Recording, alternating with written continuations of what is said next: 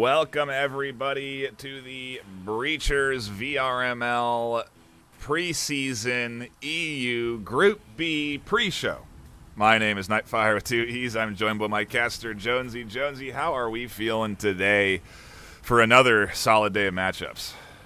I personally am feeling very excited to see what this last group, this Group B, has in hand for them, because obviously they've seen Group A and they know what kind of standards they're going to have to go for to get into these finals.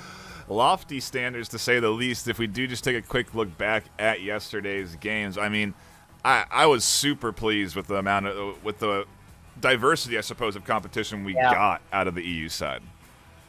Yeah, so obviously we had the two French teams going against two mainly English-speaking countries, and sadly both French teams got knocked out there. Yeah, it is unfortunate, but that was yesterday. Today we are looking forward to four teams duking it out, two more games to be played out in Group B. The first matchup of the afternoon that we're going to be hopping into is Wolfpack EU versus Exiled EU. What are your thoughts on this matchup? Because it's the best team in the EU division going out today. Yeah, so obviously Wolfpack only having one loss on the leaderboard. They are quite a strong team. They can play. They haven't played Exiled in VRML in a long time, if they have played them, but they have played in other leagues where it's gone heavily in the favour of Wolfpack. So if Exiled win a map, it's going to be a wonderful turnout for them. I mean, we saw surprises yesterday, right? So it's not out of the realm of possibility that we see another upset today. But yeah, at least for the moment, I do think that maybe we can pull chat that most people would be leaning towards Wolfpack for this matchup. But again, you look at Exiled record, it isn't bad. They've been playing well the back half of the season. And so, maybe those early losses, maybe they've learned a few lessons over the last few weeks. They've developed a little bit more cohesion as a team. Who knows? We'll have to see what we get. That's the beauty of the postseason. It is a guessing game. The championships of when these teams are competing for their last chance until the season is done. This is the elimination round, single elimination. Winner here goes on to play in the semifinals next weekend, Saturday. We have a third-place match, and then we have finals. So there's plenty of games ahead of us here on the EU side of things. Speaking of, there's another matchup today. After this, IVI versus Friendly Fire. What are your thoughts on that match? Well, IVI, a very strong team. I'm fairly certain they brought Wolfpack very close to a loss, so obviously taking that top seed down to a loss, I reckon IVI can take Friendly Fire if they took that top seed. Really interesting. Yeah, I think, let me get the stats up here. When we look at the history between these two teams, they have not faced up against each other. IVI 3-0-1 with a tie. The win rates are crazy on these on their 91% win rate on Hideout, 91% win rate on Skyscraper. It's maybe because of a limited amount of rounds, 23 rounds played. But this reminds me of the determined team that we saw on the NA side with their powerful record going into the postseason, and they fought pretty hard against the older guys who had double the amount of games played. Do you think that's going to be the case here? IVI are going to be coming in sort of as that dark horse? Yeah, so IVI obviously coming in late into the season. If you come in late in the season in a full 14-week season, then it's harder to climb to the top.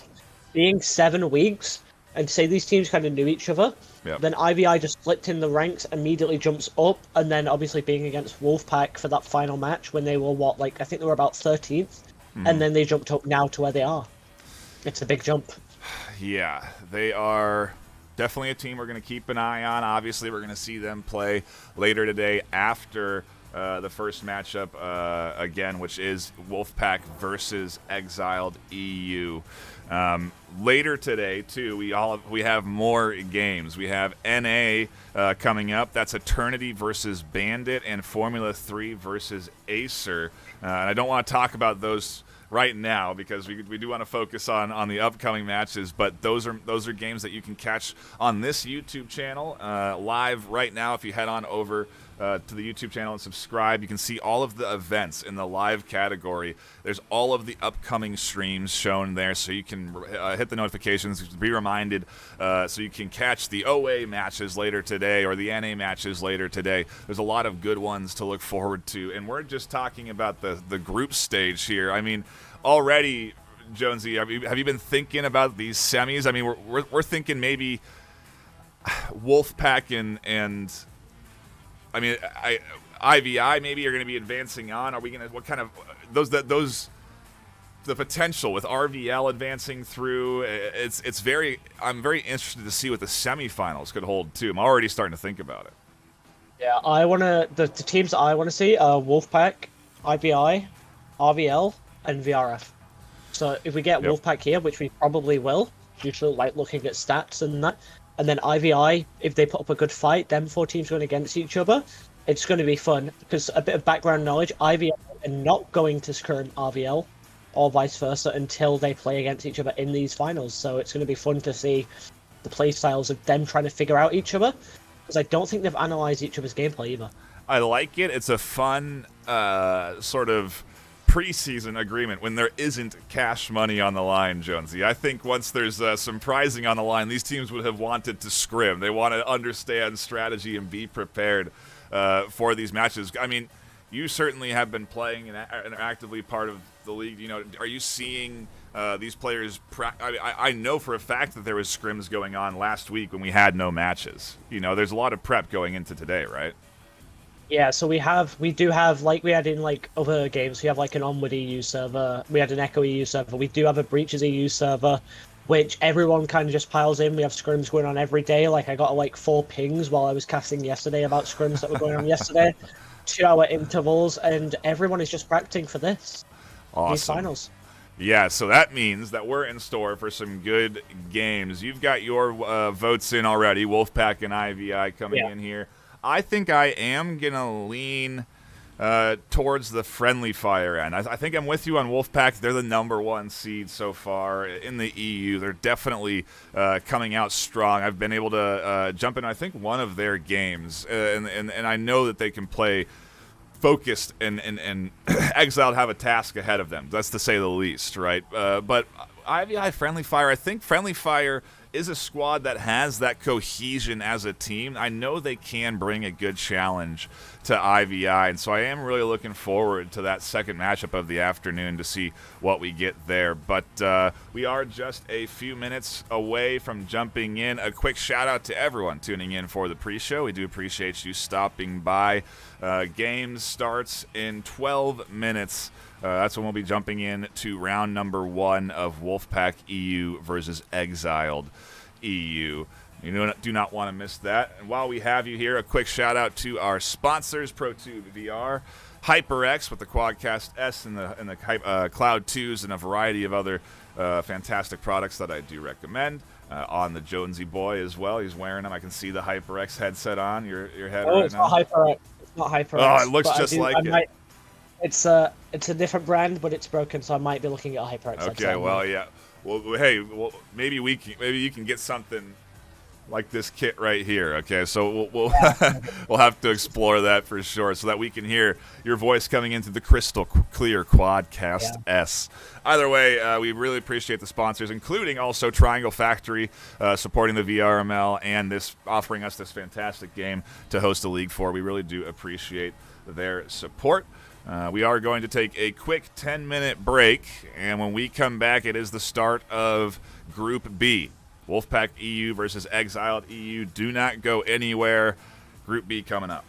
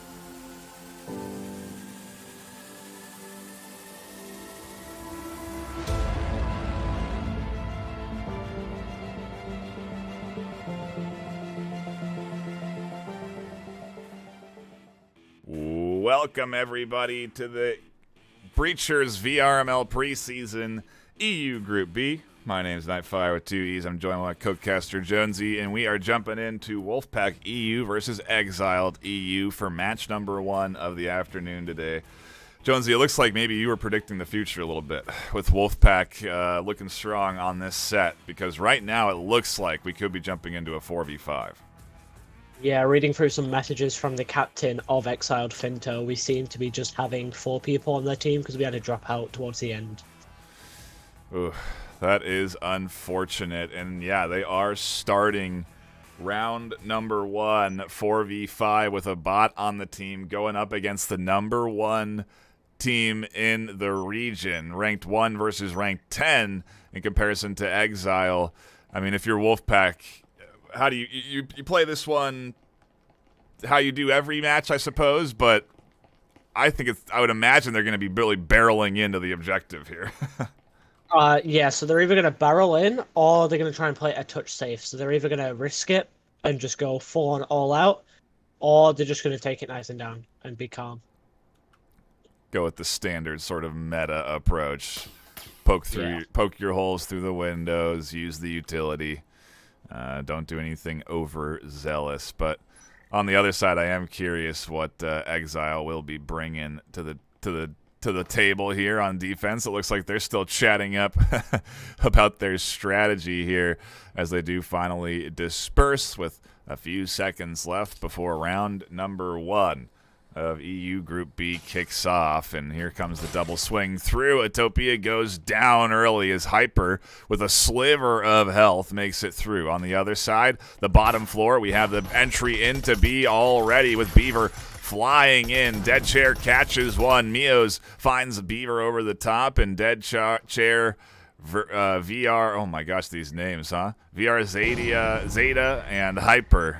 Yeah. So Zyda is usually the he's the IGL for the side of Wolfpack is Rise, but obviously there he was droning, and Zyda is pushing up first. So we have Dead Chair, who mainly goes with nades.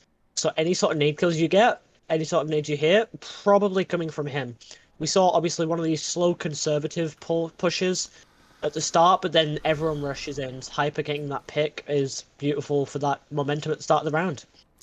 Yeah, it sets them up nicely off of that second floor. I mean, that second floor is dangerous if you leave it open, and those windows, that's like the last thing you can afford. I've seen too many nades get dropped out of that window and be incredibly successful. Yeah, more dangerous though, we do have the hatch on the roof here for this top floor site, and the EMP hold into A site. Yeah, I do wonder what the push is going to look like. We're getting, talking about being conservative and not rushing into things. We are also seeing Wolfpack not buying anything. We saw a lot of teams taking that extra bit of risk yesterday where they would go in and buy the rifles during round 2 because they could afford to. I suppose Wolfpack can't afford a Vezin, but there's not even any Omens coming in or anything like that. We saw some of those as well, Omens, RCPs, being brought out in rounds 2 and 3, and not the case for Wolfpack. They're going to full eco here, just a little bit of utility as Hyper jumps down through a smoke, sets the breaching foam up for A, and yeah, it is going to be that full A press. Yeah, we see that nade going to the back there, and Dario getting hit by Dead Chair as Hyper picks up Finto. Oh, Zadia flies up over the top, scoops up another, and Utopia tries to connect with the Taurus but can't. Miaz is inside the U-shape and gets picked up a little bit, picked apart by Rise. They're going to swing around looking for the fight with Zadia, and Zadia does catch Utopia on the backside, on the back rotation. Mio's alone in a 1v5 as the EMP has been planted as they try to catch Rise. Through the long haul, they cannot, and it is going to be 2 rounds into the pocket of Wolfpack. I think we're barreling towards a 14-0 is the sort of expectation at this point. I mean, we were somewhat... We were hoping not for it. Yeah, no. But after the pistol rounds, I mean, now we're getting the full buys. Exile, Exile can't even get full rifles across the board. Yeah, so that's a risk there. Obviously, Wolfpack pushing in, they're going to get limited kills, and the eco is just going to be stumped. So now they're going to either full buy here, or they're going to try and help each other out. So obviously, Atopi, he didn't buy his own Vezin, I don't think. Oh no, he did. He must have bought his own Vezin, but that Taurus buy was a very risky buy, definitely for a round 2. Yeah, it's hey, you're trying to make magic happen with the Taurus, I feel like. You know what I mean? You're looking for the 1, 2, looking for that triple headshot sort of moment where you just get rid of players with rifles using that Taurus. We've seen it happen very early, I feel like, in the season. We were seeing Taurus coming out during rifle buy rounds, as an option. I don't know if players have just gotten better and better with their rifles, or the Taurus have just sort of fallen out of favor with sequential updates. But yeah, Ooh. Dario, wow, kicks things off. Just what was that? A couple of pixels getting the headshot with a Vezin from where Enzo stood onto the doorway on the other side of Assembly. Wow. And well, hey, the first time we actually have a 4v4 now, as the push is coming in here. Beaver and Deadchair open up the wall to A. Mios and Dario there start behind, trying to watch for this push as Beaver's being hit by a couple bullets and pops that stim. Don't really, I mean, is that necessary? You lose only 10 health to pop that stim? I mean, every bit of health matters, especially when, so in my opinion, if the opposition has a bot, you want to be popping that heal. As Beaver picked up Dario with a headshot. Bots are a bit too OP. Oh. Yeah, they retake that angle. Rise was not ready for the retake. Exile are in a 4v3 as Beaver and Deadchair engage again down this long hallway. Mio's on the short corner, waiting. And here comes the blind fire through the wall. Deadchair almost connects onto Mio's. Can't quite find those blind shots. Doing a lot of guesswork there, but the breaching foam is set up. The ping is there on the wall. And a well-predicted breach as the rotation there from Mio as they get away from that open wall, but they don't get away from Beaver, who does end up flying through the eventual breach, and now Idopia is tucked in. A nice nade around the corner. Oh, doesn't catch Idopia. That was so close to bouncing the corner. What a great snapshot from Deadchair to find the kill. Oh, there's the double. Yeah, so we see the bot Enzo now. Obviously, bot takeover being off. He's going to sit here until the EMP is planted, and then he'll just path towards the EMP. Trying to look for it in each room, as Wolfpack can probably take this round as they take out the bot. I mean, honestly, a good try from Exiled. That's what we are here to see. I mean, a round like that makes me wonder, what if, what if there was a 5th there, what could have been done on the defensive set from Exiled right there. They certainly could have. That would have been a big round. That was the full buy. That was... Man, that was close. They start off with a nice pick. They find another one down the long haul. They predict the breach just in time where they're rotating around. Very good defensive set from the 4 players on the team. But they unfortunately have that 5th bot who is just not coordinated. Obviously, it's doing its own bot thing, watching different objectives or guarding what it thinks it should be guarding, and so. It's just not ideal. It's spending money. It's not helping you or your team eco rounds or buy attachments. So it really does hurt you in a lot of ways when you don't have that 5th. I mean, obviously, but it's also it's more than just the player holding the gun. Yeah. So we're seeing obviously in chat as well. Wolfpack are going to take this. We hope Exiled gets a 5th.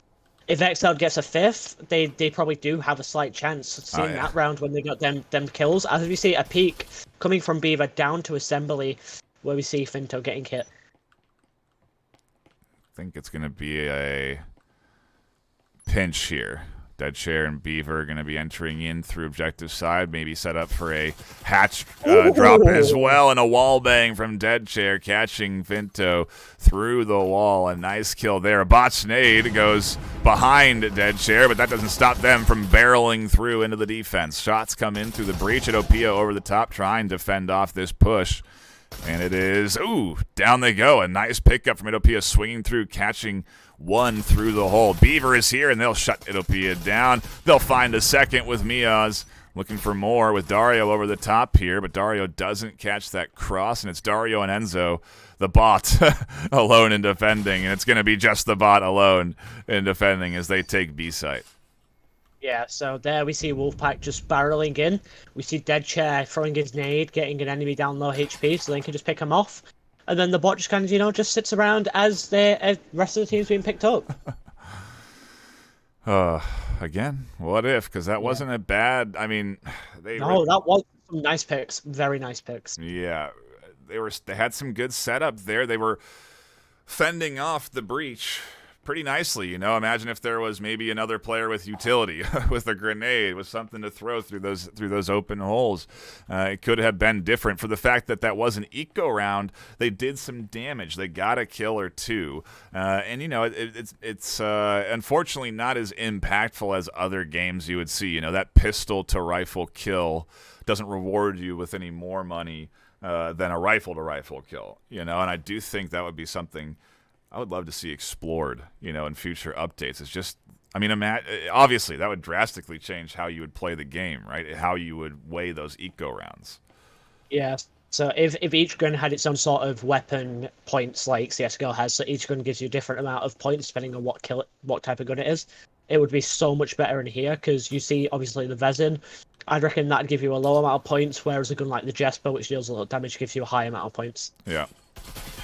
Yeah, there's some interesting discussions to be had around the potential balances of eco and how that could really change what we do see here, where we see really big snowballs. Right now, Wolfpack in clear control. They find a wall bang through the wall. Dead Chair catches Finto there, but they're set up for the breach. EMP in hand. B site looking to be the spot to push as they open up the wall. And yeah, Wolfpack is wasting no time in taking these rounds. That's for sure, Jonesy. Yeah, so we see Exiled can just sat around. Enzo does have a laser. It's a nade lands at his feet, and Zyder picks it up by bouncing it off of the roof from storage as Atopi picks up Rise as he runs past, which quickly shut down by Zyder in a 1 versus 4 now. Ooh, Dario on the backside catches one kill, finds a second. Beaver doesn't know where Dario is yet. The pings aren't coming in. I don't think anyone knows where they were getting shot from, but the EMP plant is down, and Hyper is watching up from the second story. So there is a real... No, he's on a box. He's on a box. Oh, wow. He's dropped from hatch, landed on a box, and has just kind of sat there cloaked so you can't see him. What a spot. That was wonderful. That's a good spot to hold there because if I'm rushing in on there to go and attack the site to defend, like to go and grab, you're not checking height. And even then, you have that camo there to really, because I didn't even see them. You know what I mean? Like I just saw the name tag and I figured, oh, okay, that's high enough to be second floor. Yeah, I thought that too until I flicked to him using the spectator, which I'm grateful for, because I wouldn't have seen him hiding up there. As we see the EMP elite being left behind by Wolfpack. That is a different plan. You don't usually see the EMP being left behind like that. Yeah, they're confident they don't need it. Yeah, obviously. It's the 6th round as well. There's no more credits to be gotten. Right. And they'd have money anyway for the next round. Look at like Hyper on 6,400. Even Dead Chair on the lowest points there has more than the enemy team combined.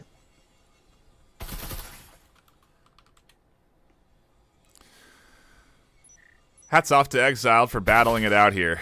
Despite the fact that they couldn't get a 5th to come in, I do appreciate them still playing out the series for us to tune into. Wolfpack still putting on a good show. Very likely to be the team that advances on to the semifinals next weekend. And, I mean, you want to talk about a good matchup next weekend. I'm looking forward to those, too. We've had some great ones so far on the EU side. I think later today, the matchup after this, IVI versus Friendly Fire, that's going to be a pretty solid back and forth in my mind. That's ranks 4 versus ranks 5 in the EU side. So that should be a pretty fun matchup. But Wolfpack... It was a self-grenade there from Rise hitting himself. Ouch. Ooh, a nice pickup there from Beaver over the top. Finto and Dario are inside waiting for the plant to come before they push out for the retake as Miaz is here. But Dario does come out. A nice flash comes through. Zadia catches Miaz defending the kitchen plant, and there isn't going to be a plant. These teams are pushing in for the kills, but that means that they fight Finto and Dario behind with SMGs in close quarters, and those aren't bad guns to have in the close quarter fight. Yeah, they've picked up a Vezin now, so we do see Finto with the Oriole and the RCP, while Dario has that Vezin in this free. Oh, Dario picking up Piper, not a 3v2, and now a 2v2. Wolfpack have a run for their money this round. If they And had, Beaver's going, he's grabbing it. He's turned around. Yeah, I was gonna say if they had the EMP, they might actually be able to take this round. They were expecting to really barrel through and kill this whole team, and now they may be feeling a little bit silly for dropping that EMP back at base. But yeah, it's gonna be a little bit of time before Beaver reconnects with Rise, and then they will re-engage the push towards objective. Finto and Dario tucked in on Exiled, ready and waiting, hoping to get a point on the board. It would be nice, 4v5. They just do not want to get skunked to your 7-0 on map 1. Yeah, that 7-0 on map 1 really does lower your morale. As we see Rise open the hatch from below to try and push Finto out of server. And when we see Beaver going down with the EMP on the boxes in the kitchen, Finto watching this off angle as Dario is coming from War Room. Finto pushing the plan as Beaver starts planting. Rise gets that headshot there, and he gets the headshot. He gets the bodies on Dario to take that 6th round, meaning now 6-0 for the side of Wolfpack EU. A very clean double kill coming in there from the likes of Rise. Solid job to clutch up the round, and they do go into the full reset. So we're back to pistols and Exiled on the attack. Still 4v5. And, you know, it's unfortunate because you look at that full roster from Exile, and they have, I think, 8 players on their roster. You know, yeah, so sadly people are not able. Oh, that is unfortunate. You know, the idea behind that roster is that you have enough. You have those extra subs in the case that you do need to try and bring one in. But hey, scheduling is tough sometimes, and it's the preseason. There's no cash on the line, and teams will know going into season 1 that this is sort of how the postseason works. It is a long haul of games. It's a long day. For us too, Jonesy, of ultimately very good breachers. You know, at the end of for the most part, at least, I really do always look forward to the postseason. It's a long weekend, but it is a fun weekend. We then obviously have. Sorry. Go on, carry on. But then we obviously have next weekend to look forward to too. So there is plenty of breachers ahead of us. Yeah. So obviously, Exiled being in this tournament, it's good for them to see what these higher level teams are like as well, to get their practice in for season 1, so they can be here again next season and hopefully do a little bit better, maybe push finals, the actual finals, not just the championship. Yeah, when prizes are on the line, and definitely enhances the pressure a little bit too. Yeah, obviously, maybe the fact that they've got 2 casters as well in the game, casting them to a live audience with all you lovely people here, maybe that pressure's just hitting them. Maybe that pressure is just hitting.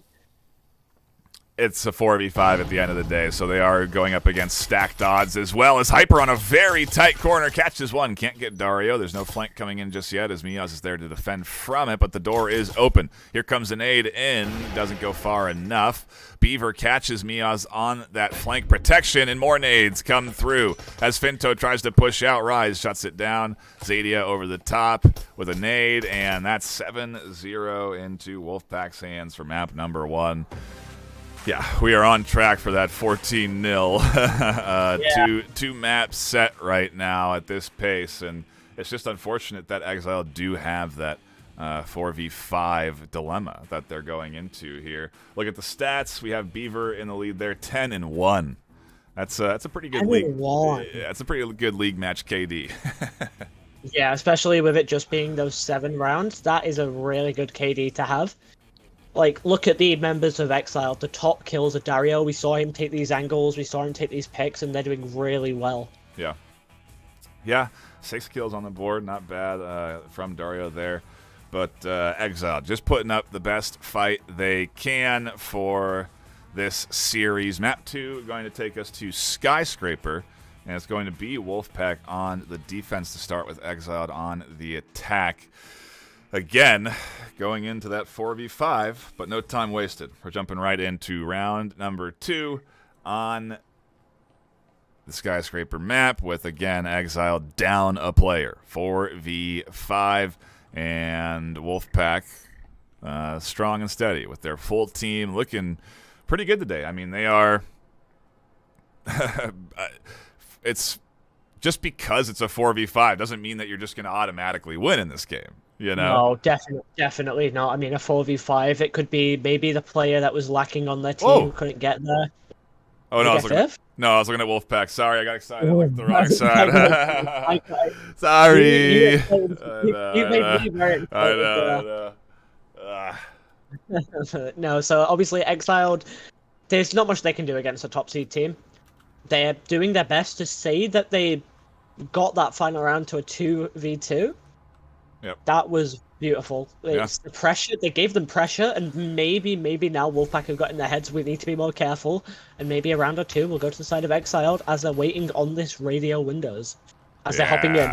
It's the full swing coming in. Dead Chair is here. Rise is here. They both catch a kill apiece, but so does Miaz and Dario. Evens the odds 3v3 as A outside is taken control of. Maybe they wish they had the full press, but Thomas isn't on par, isn't on the same page with the rest of the team. They haven't been able to figure out how to communicate with robots just yet. And so it's a it's a 2v3 over here at A site. And VRZadia is here to spring a trap and pinch. Catches big damage onto Miaz. Yeah, so Avzida there getting Thomas coming from the stairs. It's something to do. He's getting that. You can wallbang that. You can wallbang the shutter as Hyper picks up Dario as the walls come down. Mios, very low health, getting picked off by 3 different people, making Wolfpack get the first. There's been a couple of new wallbangs that you have been surprised by, and Phil have been surprised by so far in this weekend. You know, that to me means that there's still a lot to be learned about this game, because I know both of you guys definitely play a lot of breachers and you understand the game well. But yeah, I feel like there's always little new spots getting found by these teams. Oh, you're muted. I caught 0 there. So it's these soft walls and the windows are wallbangable. That was a metal shutter, and I wasn't expecting that to be wallbangable, and I'm glad that now I know about that one. Learning. You think about the science behind that; it's beautiful. Learning lessons, man. That's what's even in a game like this, Yeah. something to learn, Jonesy. Even in a game like this, something to learn. Yeah, so obviously the community is very welcoming. Like I played back in Alpha, and that was a completely different community, and now I'm already in this one, and look where I'm up to already. Yeah, if you are a player and you are seeing this and you're thinking, wow, this looks fun, I want to play this game, you can join the VRML starting August 14th. We have teams. You can create your own team. You can join a new team. You can join teams that are looking to recruit players that have been in the league already with the preseason. But that is when teams will start to prepare for Season 1, which debuts September 11th. And, yeah, there is still a chance to get in and get involved with VRML. I mean, it's still a chance. It's just starting. Just like this round is kicking off big for Exile. They catch a couple of kills, and it's a 2v3 with the site open. Yeah, Zyda was on the roam, and he managed to pick up 2 from behind. As we see Mios and Finto rushing up, not knowing Dead Chair's behind the counter. Oh my god, they didn't see him until the last second there, but Mios does pick up Dead Chair as Rise picks up Mios. He was hid behind the chimney breast almost looking thing, the closet, and Finto didn't see him until he started to plant. You know, the static emitter, it certainly slows you down, but the damage done isn't that bad. Like, I just saw them walk through it there. I think it's about 5 or 6 per second. It's not much, but it makes a ticking sound, which you can hear. And that's the main reason. You slow them down, you can hear where they're coming from. They're going to have to shoot to get rid of it, or they're going to take that bit of damage, and it's easier just to kill them in a minute. Not even a minute there, about 20 seconds after the static. Yeah, we are on pace for the quickest set in the VRML preseason at this rate. 7-0 map 1, 2-0 map 2. Wolfpack EU playing pretty strong, obviously, on defense here. Exile giving it their best, and we're going into our first full buy round. where we do have rifles coming in from everyone on Exile's side. And I like to see Exile still putting in a good effort here. Again, I really do a shout out to the team for staying focused here as a squad. To your point, there's something to be learned here. This is experience to be gained. This is preparation for Season 1. They are able to play at a high level. They're able to play in the postseason. Like you said, when the pressure is on, and try and execute. Zadia finds a quick double through the Windows swing, and they're fortunate that everyone didn't just barrel through at the same time. That could have been 4 kills right away. But instead, Finto and Dario are going to survive, and the bot is not, but 2v4 for Exile.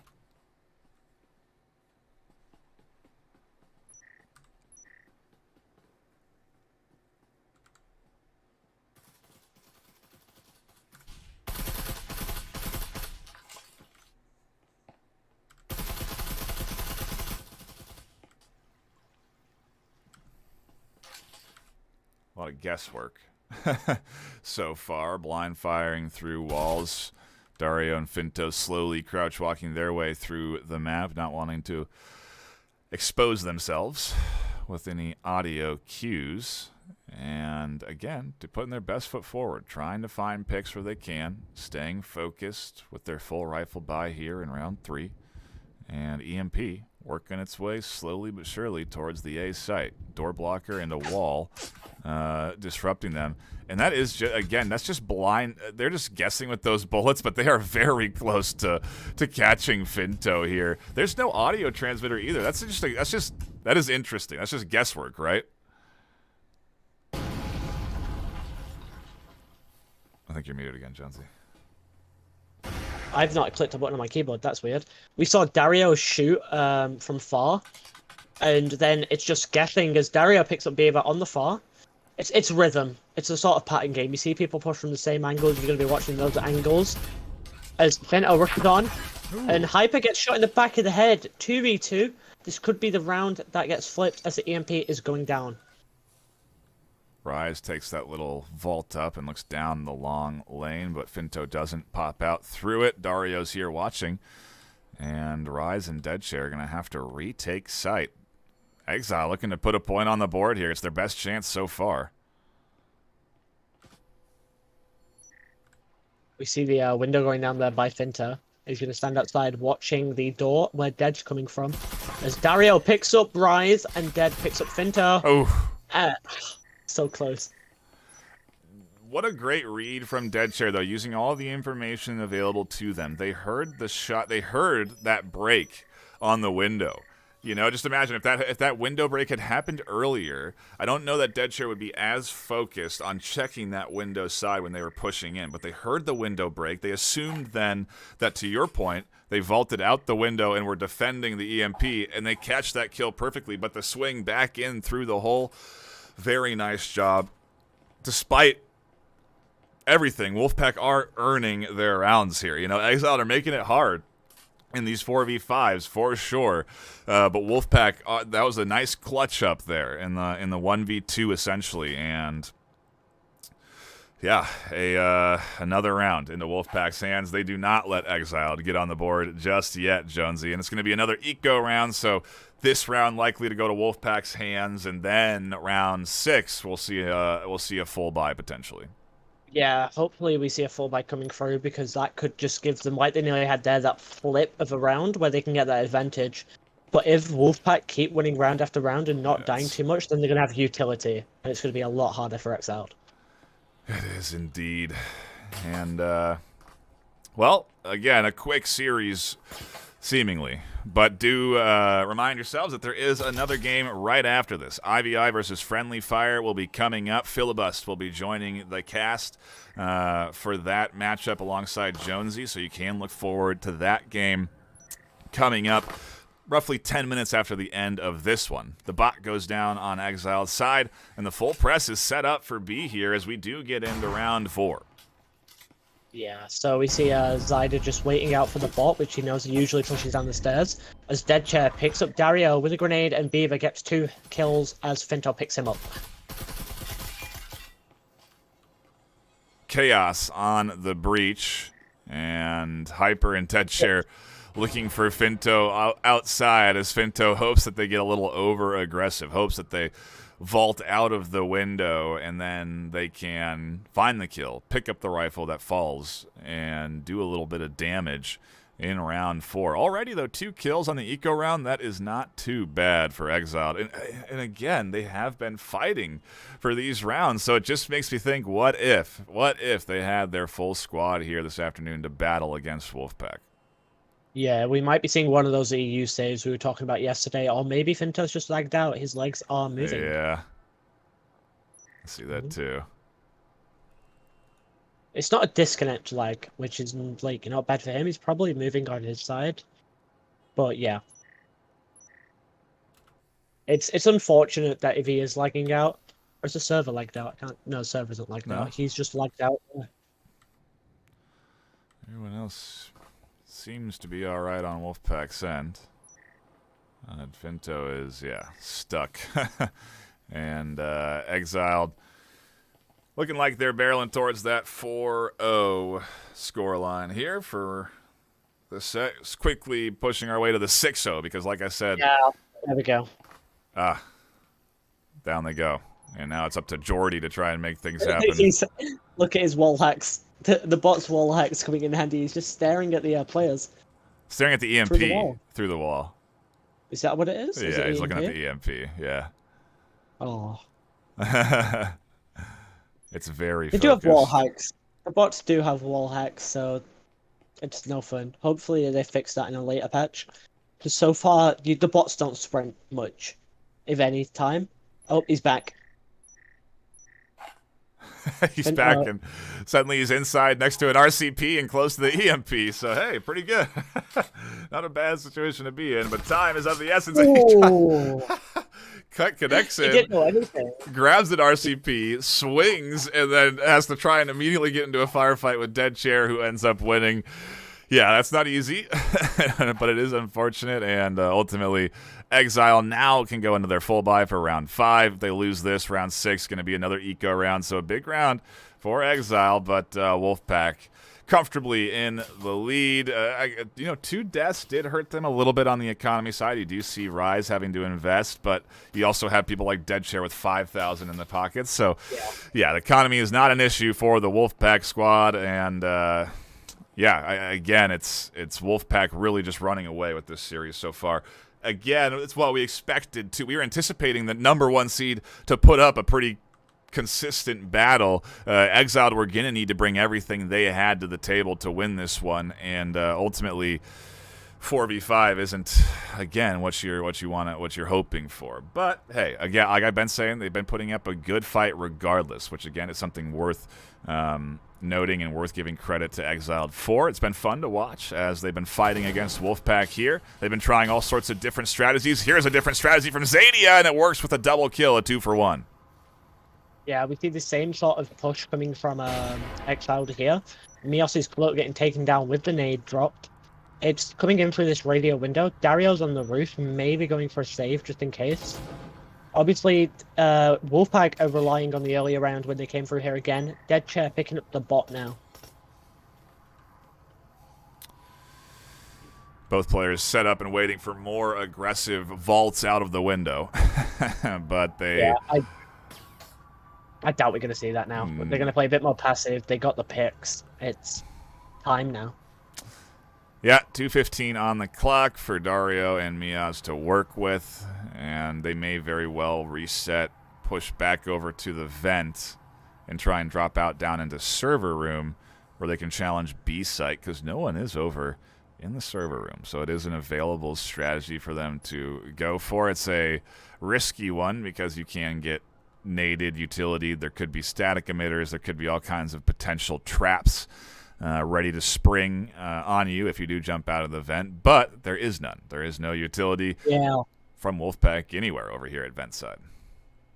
Yeah, we do obviously have Dead Shell with his nades, and from previous cast and just gameplay in this game and the map before, we see he's good with these nades. He could easily throw a grenade probably from the bottom of the vent and land it on the first curve when you're coming in through the top. The other option is being explored right now by Exile. They're going to peek the stairs here. Mia's telling Dario to keep quiet.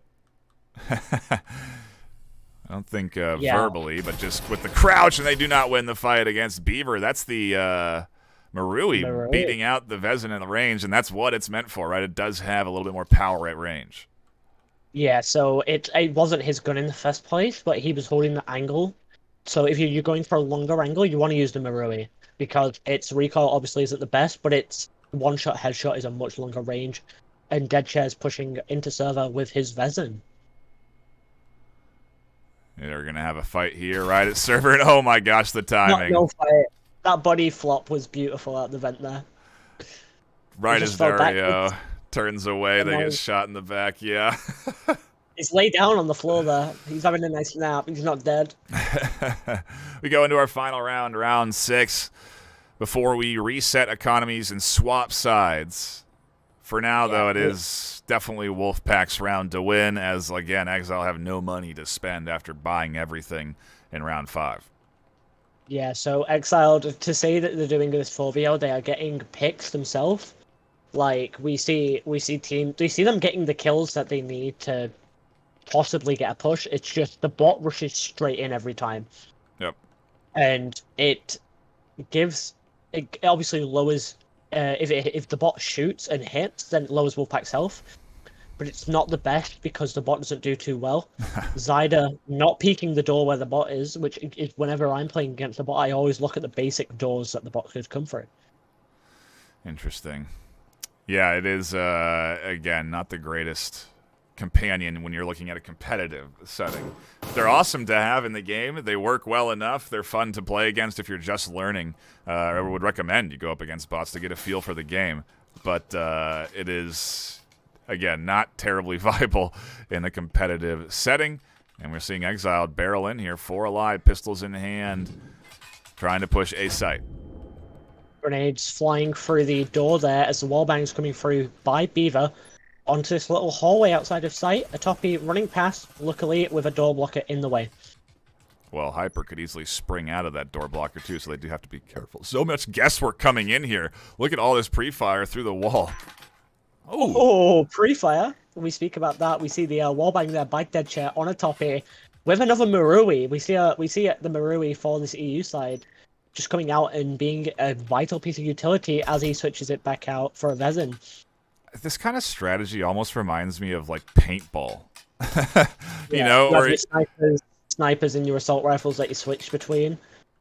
You really you put that line of bullets down, and that line of bullets is hard to cross, because if you do cross it, you're crossing it head height where the shots are coming. Miaz gets tagged there by a beautiful nade, and as they try and push in on the remaining 5 alive of Deadchair, it's all up to Thomas alone on the bot on the back side. Wolfpack up 6-0. What was he doing?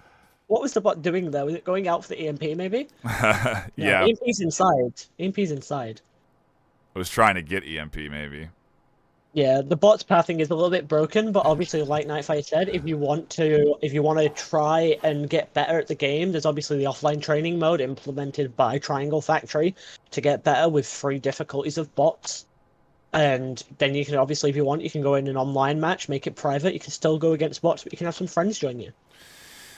Yeah, it is a good overall system. The game itself is fantastic. It's easy to get into, and on top of that, VRML offers up all kinds of different rankings and positions. So if you're a new team and you jump in, you're going to get matched against other new teams or lower ranked teams or teams that are of similar skill level. That is the idea of the VRML, is that you get matched up against teams that you get good games going up against. And so it takes time, obviously. You know, we see the preseason as sort of the setup phase in a lot of ways for Season 1. But yes, I'm already looking forward to Season 1. 13 to 15 weeks of regular season gameplay. It is going to be a lot to look forward to. That starts September 11th, and Wolfpack starting their pistol round, their final round, with 2 kills and a push towards A. Yeah, so we see Hyper and Zyda rushing straight in there. Both getting kills. They rush into sight. Hyper getting another. Hyper on 3 kills this round. Zyda getting 1. As Thomas the bot, last one here. As this will probably be now the game going to Wolfpack. And it is. I think they give Hyper the ace there. I'm not sure, but no, Zyder got a kill at the start. Okay, well, either way, they get that final kill. Wolfpack take the second map, as we anticipated, in a 4v5.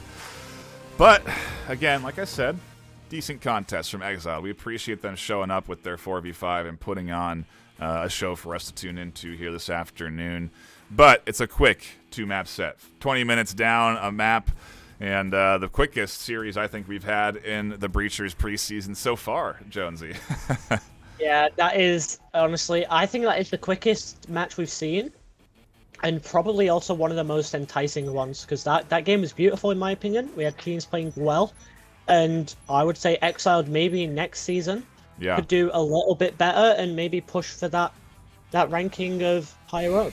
Yeah, they definitely are a team to keep an eye on, for sure. If they had 5, I mean, there's so many scenarios. They could have at least taken 3 to 4 rounds, I think, if they had 5. Because we saw a lot of very close rounds, very close scenarios, even 2v2s, 1v2s, you know. And so if there's that third person, who knows what happens. Either way, Wolfpack come in strong, perform well, and we start to get ready for our next matchup. Coming up is IVI versus... Friendly Fire. Friendly Fire, yeah, and that matchup should be pretty dang exciting. Definitely looking forward to that one. Philibus will be substituting for me on that cast, which does mean that we are going to go to a brief break while we set up for game number 2. So do please stick around. IVI versus Friendly Fire coming up in a couple of minutes. Don't go anywhere. More Group B for EU side coming at you.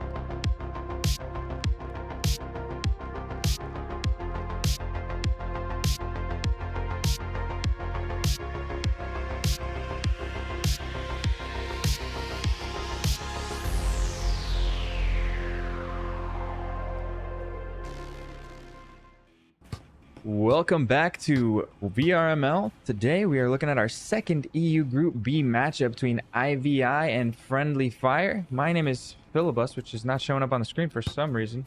I am joined by Jonesy. Jonesy, how you feeling about this match today? I'm feeling good. Obviously, we did just sadly have Exiled get 14-0'd. But hopefully this game, being 4th and 5th place, we see a much closer, action-packed game.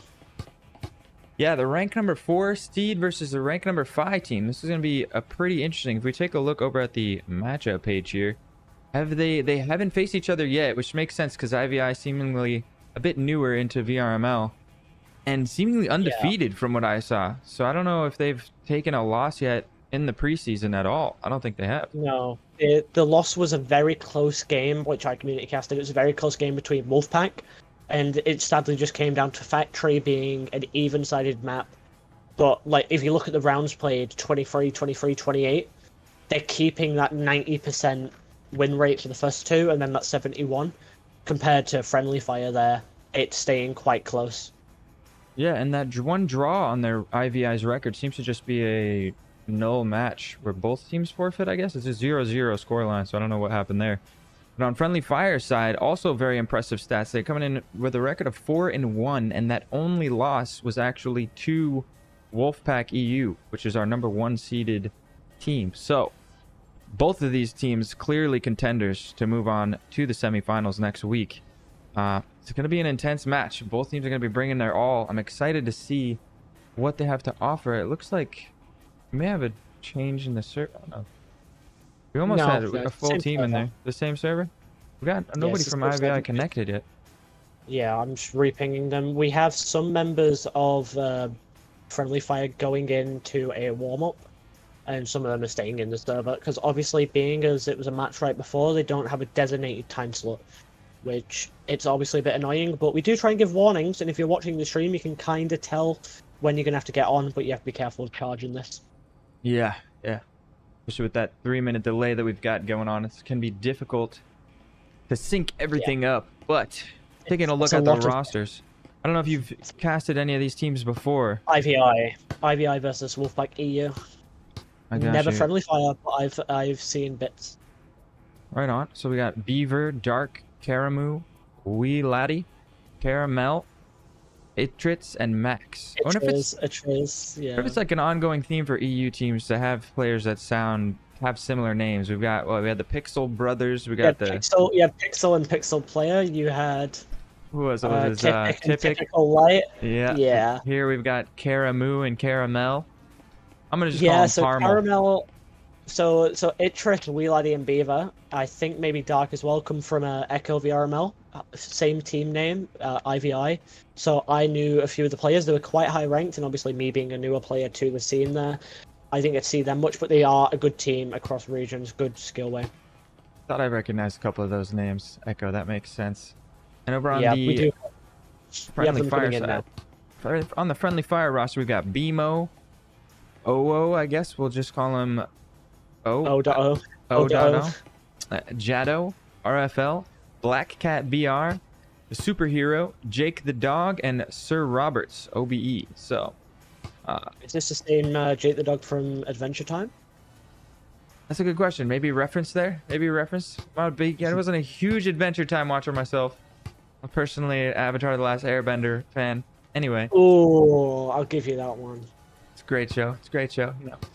But not huge onto the shows anyway. I'm a gamer. I like to do my games. We are seeing some IVI players connect up to the server, so we should be getting underway pretty shortly here. Pretty exciting. Let me see if we got any info on the first map yet. I don't believe they've even picked the first map. No, we have nothing on the map, so it's going to be a nice little shock to us and the teams themselves. All right, well, but you know what? Let's click onto this. So if you look at like the standings on the side as well, we have RVL below them. RVL have already played. French on You got knocked out. Exiled got knocked out. Niffin got knocked out. 5 tops inactive, and Crimson Claw just didn't have the availability for this weekend. Right on. Yeah. So I was trying to theorize what we think the first map will be. We don't have enough data on IVI. I don't think we can see that Factory is technically their worst map, but guess we could use that. And on the side of Friendly Fire, their best two maps are Hideout and Skyscraper. So I think we can assume we're not going factory first, based off of the round win percentages. And I guess statistically our best, it's tied for both teams. Hideout and Skyscraper, 91-91, 65-65% win rate. The only difference is how many rounds that they've played. Yeah, so obviously IBI coming in what looks there 4 weeks ago. Obviously last week having no matches, so it's 5 weeks ago. They're getting the games in, which is beautiful. They're trying to get as many games in as they can to get that star. Obviously the star is just a representation of your MMR. They're probably not bronze. They are probably up in the diamond level, maybe gold, high gold, low diamond. Yes. But obviously only on 4 games they don't get that 5th game star. Exactly. On your 5th game in the league, being that it's the preseason, they are a newer team to the VRML league. On that 5th game, you are going to get your official rank. Shout outs to you guys joining us there in the YouTube.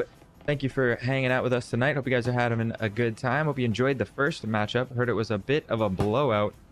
4v5s are pretty tough in the championship. Once you're in postseason, 4v5 is going to be tough to make work. All these guys are so good. Yeah. But while we got a moment here, might as well take a second to give a shout out to our sponsors. First of all, Triangle Factory. Thank you so much to Triangle Factory for creating this amazing game that we've been enjoying this Breachers action of. And thank you for being a supporter of VRML and helping us bring you guys this amazing Breachers action. Shout outs to HyperX. HyperX, obviously a great creator of some great peripherals. I think I just got word I got some HyperX stuff coming myself, so I'll be able to firsthand give you guys my experience, but I've heard nothing but good things. They've got great headsets. You heard Nightfire's audio quality in literally about half an hour ago. That HyperX, it's crystal clear, and he can hear all the audio beautifully. So maybe if we both get that, we can first-hand experience it. With my my good old lookalikes, I'm managing for now. I've heard great things. The wireless headsets from HyperX, they last forever, from what I understand. The mice, keyboard, so durable. Great peripherals. So just give it. If you're looking for some new peripherals and you want them to last, check out HyperX for sure. And last but not least, ProTube VR, longtime sponsor of VRML. I have my MagTube right here by ProTube. The fully carbon fiber, amazing adjustability on this gun stock. You can use it for any VR shooter. It's best way really to stabilize your aim in any VR game. So shout out to ProTube for also being a longtime sponsor of VRML streams. With that having been said, we've got just almost everybody in the server. Still waiting on a few IVI members to get in here. I don't think they were expecting that first match to end so soon, Jonesy. None of us really were. Obviously, Exiled being a wild card just like Niffin from yesterday. We were expecting it to be a bit of a quick match, but me and Knight were both hoping for them to get at least 1 or 2 rounds on the board, and sadly it was just none, and they got 14-0'd there in that finals. Yeah, I mean, it seemed like they had a pretty rough seed deficit going up against the #1 seeded EU team, and also not having 5 people on the rosters is going to make that a much more difficult task. You know, it'd be another thing if we allowed bot takeover in this league, but we do not, of course, for the sake of fairness. It would be unfair if you got 1 star player on your team that could get 2 lives out of every round. It wouldn't quite be competitively. The competitive integrity wouldn't be sound. You get a huge competitive advantage if you have your top fragger just run in, get 2 kills, get popped, take over a bot, get 2 kills, get popped, and it's a 3v1. That's easily manageable if you play your cards right. Which bot takeover, in my opinion, it's good for pubs. When you play with your mates and you're having a laugh, bot takeover, it makes the day. But in this comp aspect, it's obviously having a bot's rough, but bot takeover just makes it harder for both teams. And it gives an unfair advantage, in my opinion. Yeah, I agree. I personally am really excited for this. Whenever they do release the competitive update, I have because competitive mode is going to be a new mode. So that could add any new number of variables we don't know. For example, bots may not even join, or perhaps bot takeover just won't be possible in competitive mode. I'm thinking something like that they're going to have to implement to make the competitive ranked scene the same type of integrity. And also, I wondered they could change any other number of things, right? They could change the way the economy works, to how many rounds there are per halftime, how many, the timings on the rounds. You think maybe in competitive we don't need a whole minute for buy time? Teams will know what they're doing, they'll be able to set up quicker.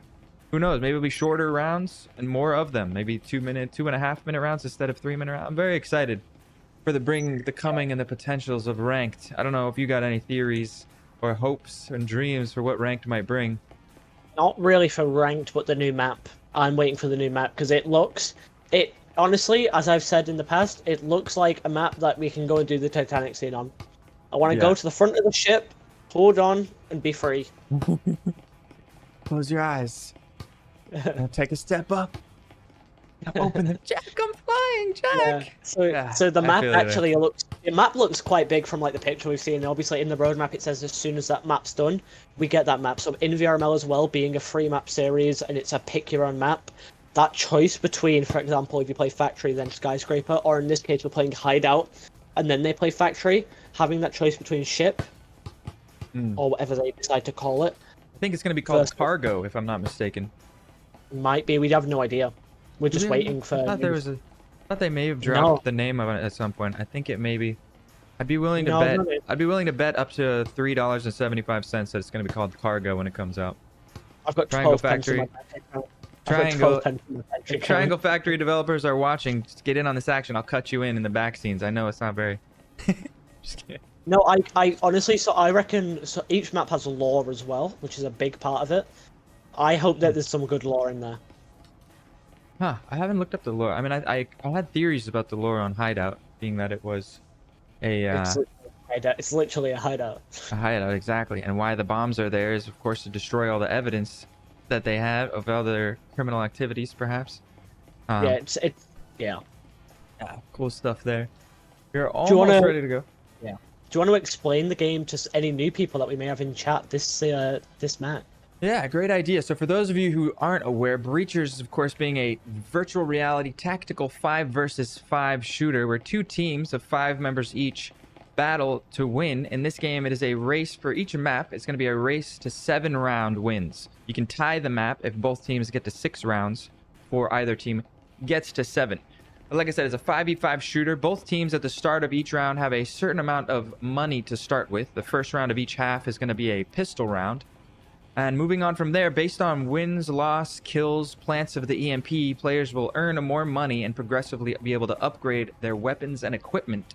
And as we move through the half, the idea is to either eliminate everybody on the other team or to defuse or defend the bombs. If you're the defenders, you're trying to stop the attackers from defusing the bombs.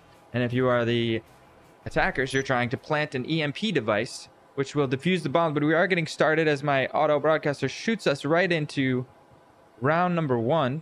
Get into my game scene here.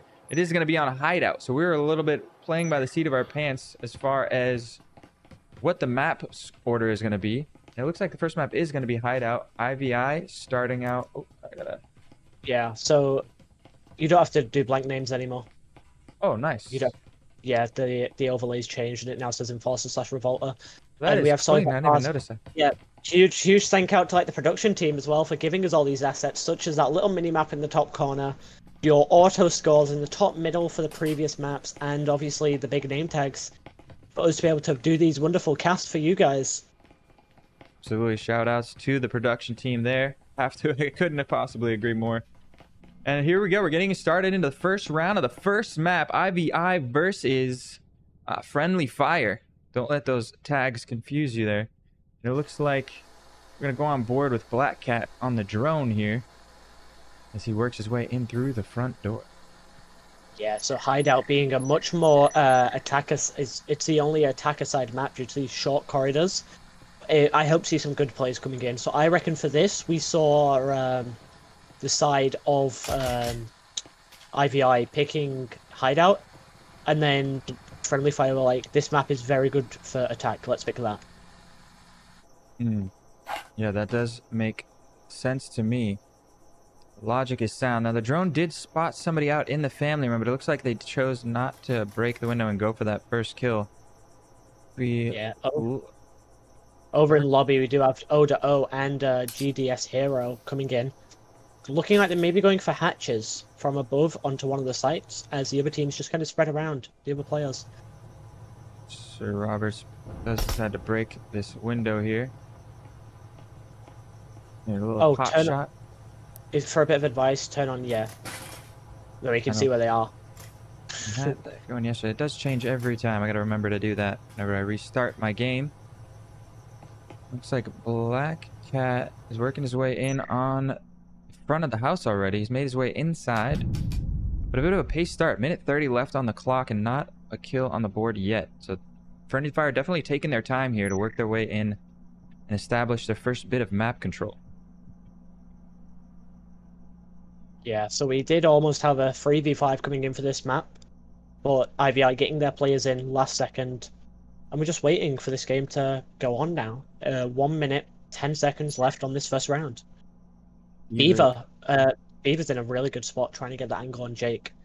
I think he with his realizes that Black Cat is tucked into the piano right next to him. If Black Cat decides to peek out, he's going to have a free kill here. Luckily for Jake, there is a pillar.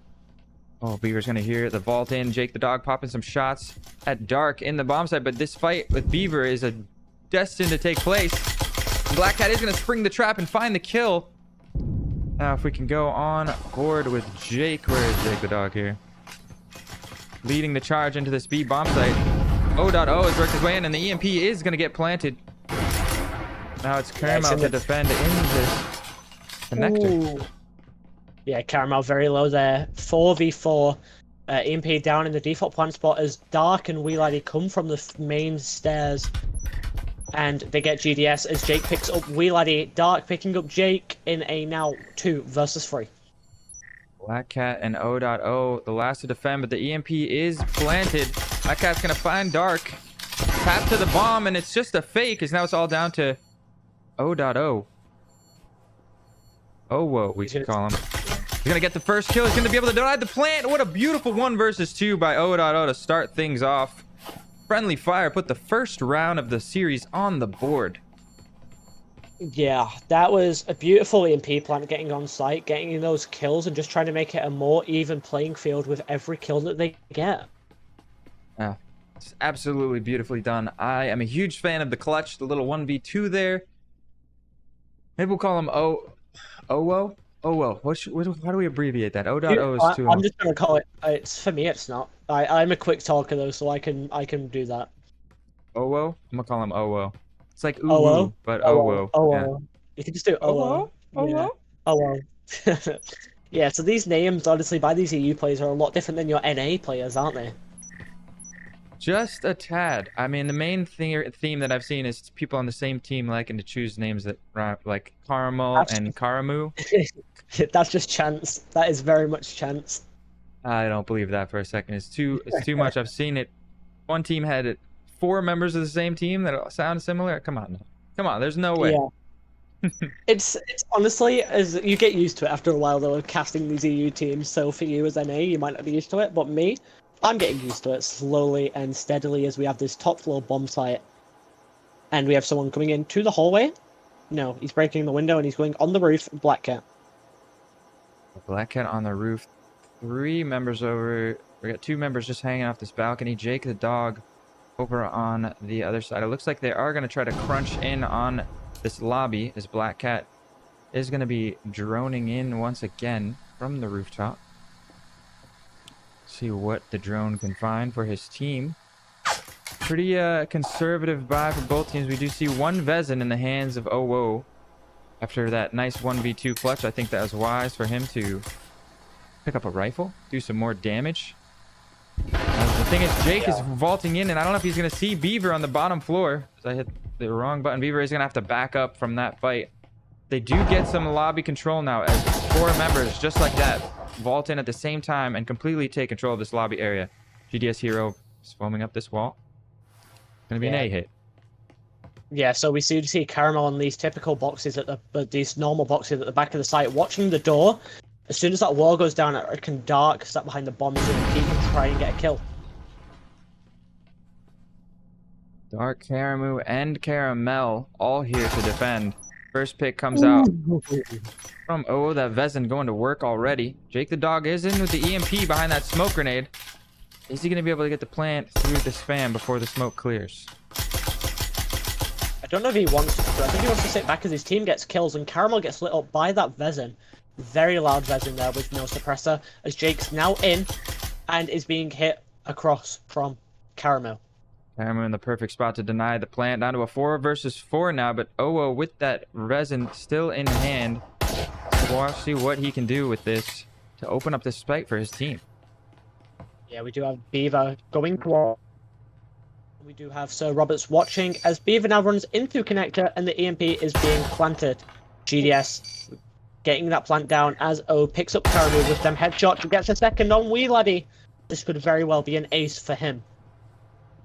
Yeah, and the perfect round for it, being the only person in the server with the Vezin. Being careful of the flank here as Black Cat comes over to defend. He'll be able to turn back towards the front of the site. And Beaver and Caramel are 23 and 4 healths respectively. So just one tap, I think, to the body would do it for either of these two with the Vezin. As Yeah, Beaver the Vezin, beautiful gun. Beaver thinking about rotating back around. Oh, finding another headshot with that Vezin. Just lethal with it. And he's got 4 on the round. On par to get the ace. Will Beaver give it to him? Yeah, so Tipic in chat is saying it's OO. Maybe you can do that. Oh, yeah, so Pavlov community call him O.O. which is what I was calling him, but OO works as well. We do have Beaver maybe going for a save, maybe? Oh no, he's going down to the basement, and maybe we see a relocating coming for him. Yeah, he's got no. Yeah, he's definitely saving, which is very interesting considering he has a Jesper in his hand. Maybe just denying that $150 from getting the kill. Yeah, every point counts, obviously, in this game currently.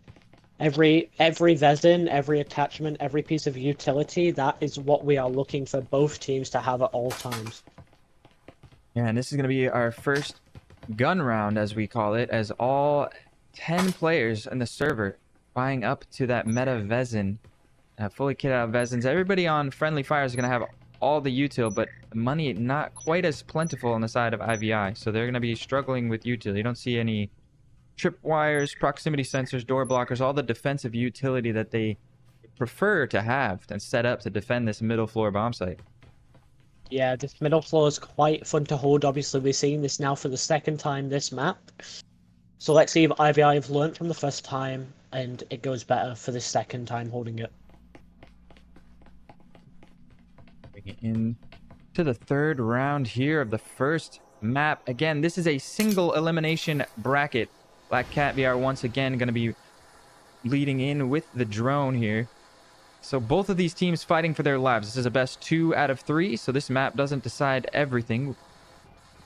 But getting off to a good start here on Hideout would set the tone for the rest of the series. Both of the teams putting everything they have into this round, as that drone doesn't spot anything before it gets taken out here. It looks like he does have another drone. He's literally, yeah, a drone merchant, as someone is saying in chat. He's got these drones, intel for his team as it gets shut out again. Instantly shut down once again. So not a lot of value being provided from those drones, as we have a similar setup that we saw in the pistol round here. Sir Roberts peeking in through this smaller staircase window. Very spread out on the offense. This time we've got... who's this? Owo and GDS Hero, excuse me. Going to be breaching into this balcony and taking control of the main lobby. Yeah, trying to get this hatch play going again, and then they can just distract the players as the rest of the team pushes in. We do see O.O not running a suppressor. Maximum distraction value, perhaps going loud with that gun, or perhaps he just doesn't find much value in it. It's interesting. I do believe the suppressor does lower, not only silences the weapon a bit, but also lowers the recoil, if I'm not mistaken. Yeah, it's good as well because it's just quieter altogether. There's a less chance of you being detected.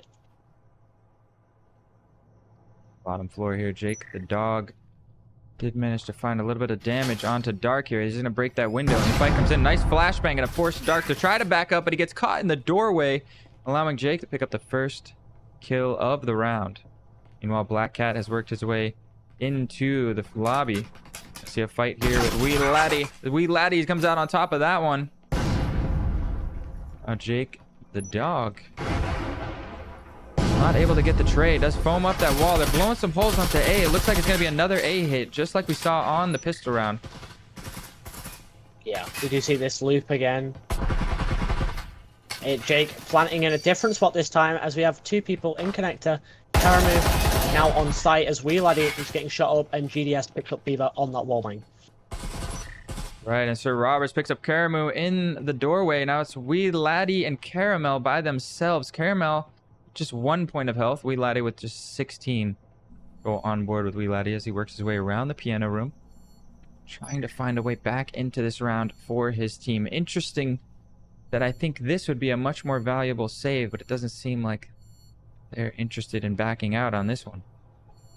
Yeah, Wheeladdy to try and get all the kills they can. We do have Hatch from above watched. And he's just going to try and just sit out. If he gets kills, he gets kills. If he doesn't, hopefully his team has enough of Vezins, which it doesn't look like they will. Yeah, but at least this way, I mean, you got pretty much no chance to get back in this round with no health and a hatch plant going on. I think it makes sense. At least bring 2 hero rifles into the next round and give yourself a little bit of a chance to make some magic happen. But so far, Friendly Fire off to a great start, taking their 3rd round win, going up 3-0 so far here on Hideout. Yeah, so we do see the teams now playing quite well with one another. They're getting better, but obviously I think Friendly Fire just have the momentum going into this first map. Yeah, not much you can do to slow. It seems like this every round so far that I've seen, Black Cat has come out with at least 1 drone, if not 2, and picking up a little bit of info, and they take their time. Like, they don't push into the map until at least a minute, I think, has gone by, you know? So we've got a very paced, you know, very slow-paced attack from them, and it's worked out really well. Perhaps, you know, perhaps a smart decision with the mind games, considering that this is such a high-stakes match, and they know that everybody on IVI is going to be tense and stressed, and if they just sit back and relax for a minute while everybody on IVI is tense, expecting the breach to come in, eventually that wears on them, and they find that good timing to where, you know, I don't know, it makes sense for me. On a high-stakes match like this, you can kind of lose your focus a little bit with the intensity. Yeah. So obviously they have a little bit of pressure with us casting it, but they are doing. Both teams are doing very well currently. Just IVI being a newer team, they're not used to the way Friendly Fire plays, and they're getting used to it now live on a stream. Definitely a look mom I'm on TV moment here. Shout outs to everybody joining us on YouTube. See you guys popping off in the chat. Let's get some predictions in the chat. I know Friendly Fire's up 3-0 on this map, but who do we think is going to take the whole series? Both these teams pretty evenly matched up so far. I know the round score is not showing exactly that, but I think we're in for a good series here. If I'm not mistaken, as Black Cat pushes out the 2nd drone. Looks like most of his team is set up to take some control in the garage. They work into the laundry already. It's going to be another hatch play, which means this roam from Dark could be huge. They've already blown the hatch and left. At the very least, Dark has some good info there for his team.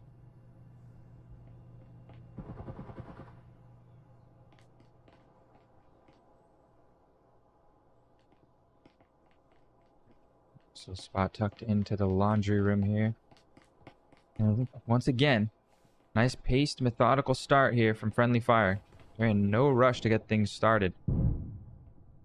Yeah. Flashbangs We have Dark roaming, and he might be trying to push to GDS and Robert and on the hatch as they drop and get triple killed by them trip mines.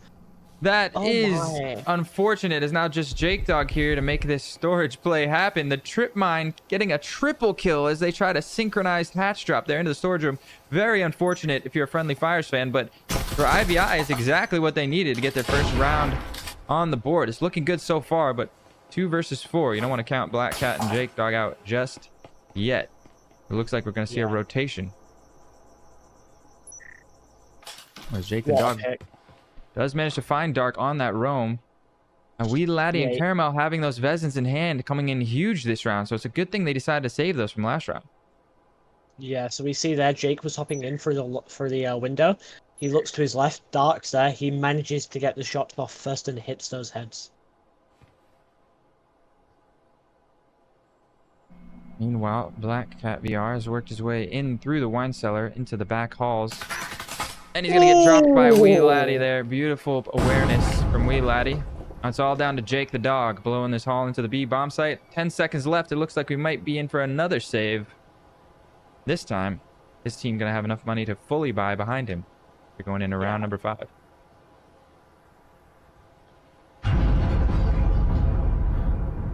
Yeah, beautiful.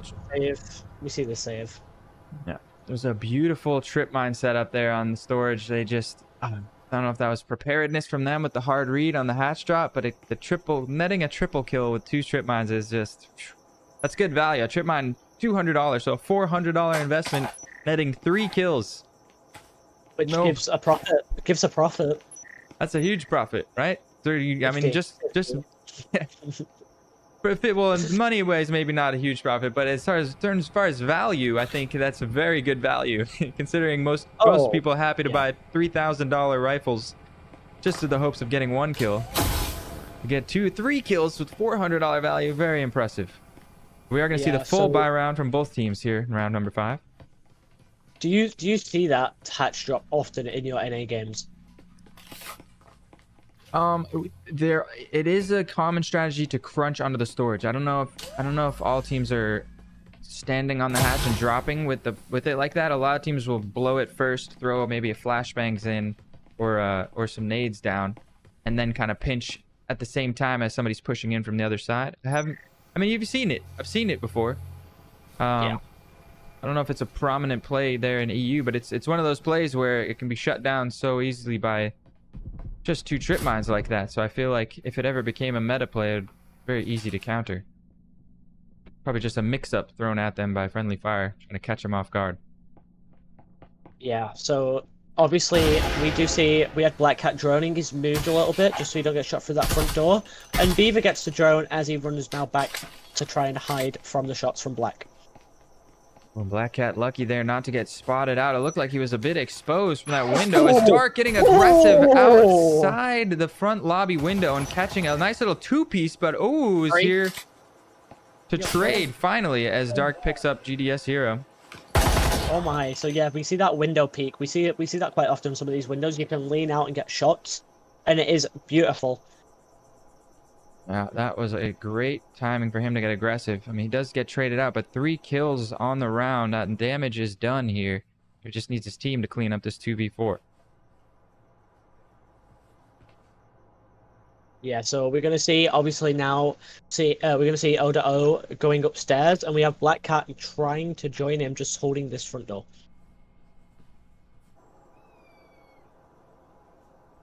Jake the dog rotating around. Yeah, I'm gonna wonder what we see now with 1.5 minutes left in the round. Yeah, I think it'll be up to how the next 45 seconds go. If they can manage to get at least 1 opening pick here, even up the numbers down to a 2v3, we might see them go for this. Otherwise, it might be another opportunity for them to save, as 2 of them are not going to have money to buy rifles for the last round. So being able to bring 2 rifles in does give them a full buy. Went into the final round here. IVI starting to make a little bit of momentum. They were down 3-0. Now it's looking like very possible that they might be down 3-2, looking to tie things up 3-3 for this first half.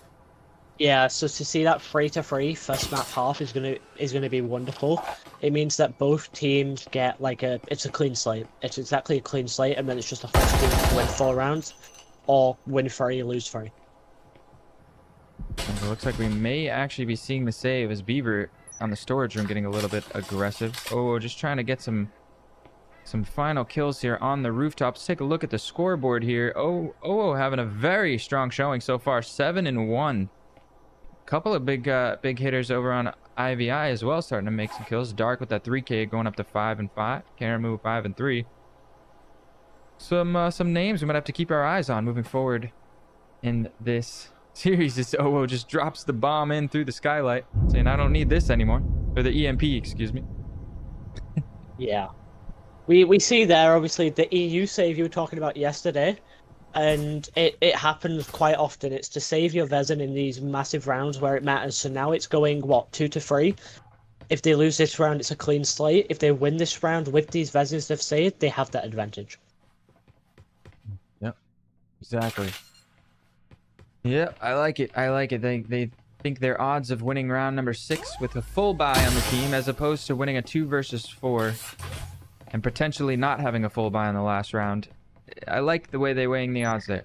It's smart play, in my opinion. Now they got plenty of money. They got full Vezins on everybody. They got all the utility they could possibly want, and they got a chance to put one final round on the board instead of throwing that money away in the hopes of pulling off some kind of miraculous 2 versus 4 it was, I believe, yeah. Yeah, we see, obviously, I had the spectator bug there. We see one person on the roof, maybe OO joining. Now he's going to watch the bedroom. Same with Sir Robert, and we do have 2 people on the front door. And it's just going to be a slow game now. Black Cat maybe going for a drone for a hatch. Nope. Rotating around towards the skylight. As we see a very much slower game coming in here.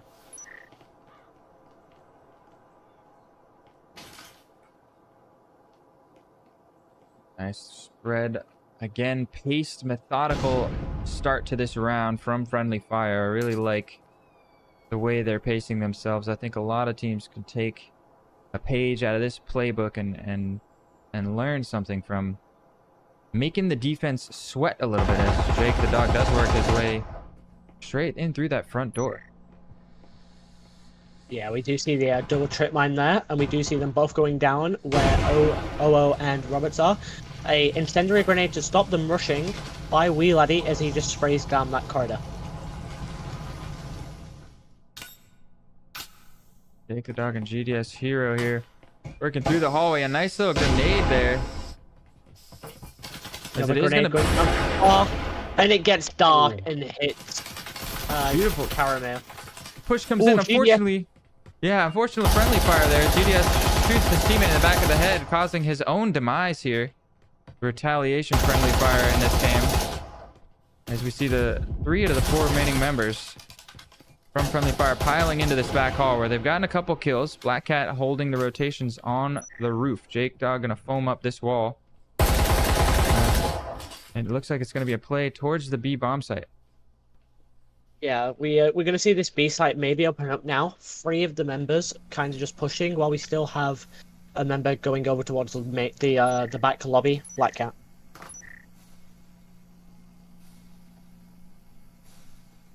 It's a much slower attack, definitely. I thought that sound must have been Karamu dropping onto the metal from whatever he was perched up on. Thought perhaps we heard Black Cat drop the vents there, but looks like Beaver gonna re-aggress and see, are they still holding this back hall? If he peeks around this doorway, he's gonna find out that, sure enough, they are still holding back hall. It looks like here comes the flashbang. Beaver fully blind. Owo is gonna peek in, get the first kill as Sir Roberts picks up Karamu. Now it's all down to Caramel in a 1 versus 4.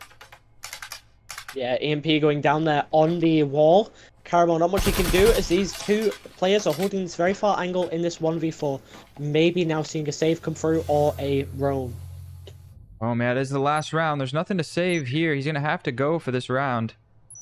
Being that we are getting a side swap, going back to the pistol round, all the money getting reset next round. So beautiful execution there from Friendly Fire. I like their patience. They take their time at the beginning. They eventually take a little bit of map control, and then they held again and just waited and gave IVI the opportunity to overextend. IVI disciplined enough to stay in their spots, but then the final hit came in. The flashbang was beautiful, and the coordination was really there to just completely take control of that bomb site. And just like that, Friendly Fire will take the first half 4-2. Yeah, that was very painful there for Caramel, was it? Or Caramel. One of the 2. Mm-hmm. Caramel there, just sadly nothing you can do in that 1 versus 4. Yeah, tough situation for anyone in any situation there. In 1 versus 4, under the best of circumstances, is not easy. Never mind there with the EMP planted and a fully coordinated Friendly Fire squad just awaiting for you to push from any angle. We do see so we see some good plays coming out though. I like now a Friendly Fire we're going down, and then they're going up, then we're going down. It's just been a loop so far from both teams. Absolutely, we see some nice trip mine placement here. This looks like they may want some revenge on that hatch. That hatch tripwire value. We're just gonna place one. Another one over here and a static field emitter. I like this. They've got GDS Heroes buying only into a Jesper, which allowed him to buy 2 healing syringes for his teammates. Of course, the healing syringe update, increasing that price, means that you cannot buy a healing syringe if you upgrade your pistol. So he had to save in that Jesper and fully investing in the util for his team. The team play. This drone coming in, spotting Black Cat, forcing him off, and the refrag almost coming in to coordinating with the drone. 2 headshots onto Black Cat with the Cyclone, gonna bring him down to 10 points of health, but he will escape with his life. Yeah, Black Cat super low there. Got to be careful. Roaming a bit far from the site now as Karamari picks up Sir Roberts downstairs. Now they're taking control of the storage room. Owo here to defend. The trip mine gets taken out just in the nick of time. Owo finds the first one. Karamu trades him out quickly. Now it's GDS Hero and Jake Dog to defend just as Jake Dog gets taken out. Now GDS Hero all by his lonesome in this B bomb site. And Black Cat still on 10 points of health. Yeah, he's rotated around. He's now on the bottom floor. He doesn't see Wee Laddie coming down the stairs as GDS picks up Dark, but Wee Laddie picks up Black Cat, and the EMP is down in a 1 versus 3. Bit of a fumble on the reload there. One of the interesting mechanics that virtual reality shooters bring to that table that most other games do not is the reload mechanic. You don't just press a reload button. You got to reach down, grab a mag, drop the one that's in there, and shove it in there. And GDS Hero having a little bit of a fumble there trying to reload. He actually dropped his pistol there for a second. Ooh, very interesting. That's no good. Not that's something, no good in a gunfight. Not something you get to see anywhere other than in virtual reality. One of the reasons we do love VR esports. Yeah. The second round situation, win for IVI. 4v2 lead brought down to 4v3 now. And we're going to see a conservative buy from IVI come out here this round 2. I don't see anyone upgrading into a better weapon. They're going to save their money. Rock pistols. Look at this. They've collected 4 healing syringes by round 2 already. Those of you who don't know, you can only buy a maximum of 2 healing syringes. So the only way to get more than 2 is to bring them in from the previous round. So after 1 round, they've already maximized, collected both the healing syringes from the other team and the 2 that they brought. That's a good start to this second half. Yeah, so having those syringes is very vital, because 4 syringes, that's 8 uses. That's more than enough for 1 per person. Well, on board with the drone here, Wee Laddie. Looks like they want to clear out this garage side of the map. They see there is no one here. We have a middle floor bomb sites. And it's one or the other. Some teams prefer to fight to hold garage. Other teams just give it up and try to defend B from the bomb site. A lot of teams favoring the B bomb site to attack, as we do see multiple members from IVI piling in. It's going to be GDS Hero to defend. Nice nade coming in. It's going to push GDS off of his position here. And now this bomb site is completely open. Other than Jake Dog and GDS and Owo rotating back through the connector as soon as I say that. It's Caster's curse. You say it's clear, but then immediately 3 people start peeking and they're pushing up. Karamo a bit open there. Gets hit a few times. And then hopefully popping a heal now to not take more damage, but it's not charged. The dog and Owo trying to get a little bit aggressive here. As the nades coming through. The wall does get blown. It is going to be a hit onto the B bomb site here.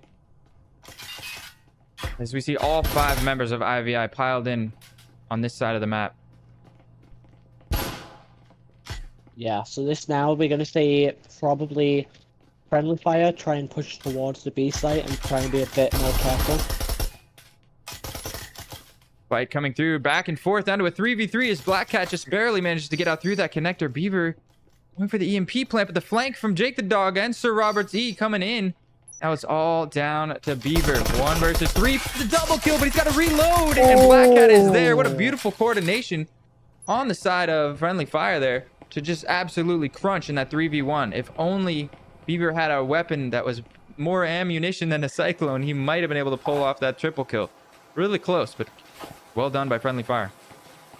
Yeah, that was a very good round. Let me restart. That was a very good round for both teams. We see a different sort of skill level coming out, some different pushes, and it's what you see a lot. My eyes are watering because I'm in the audience so much.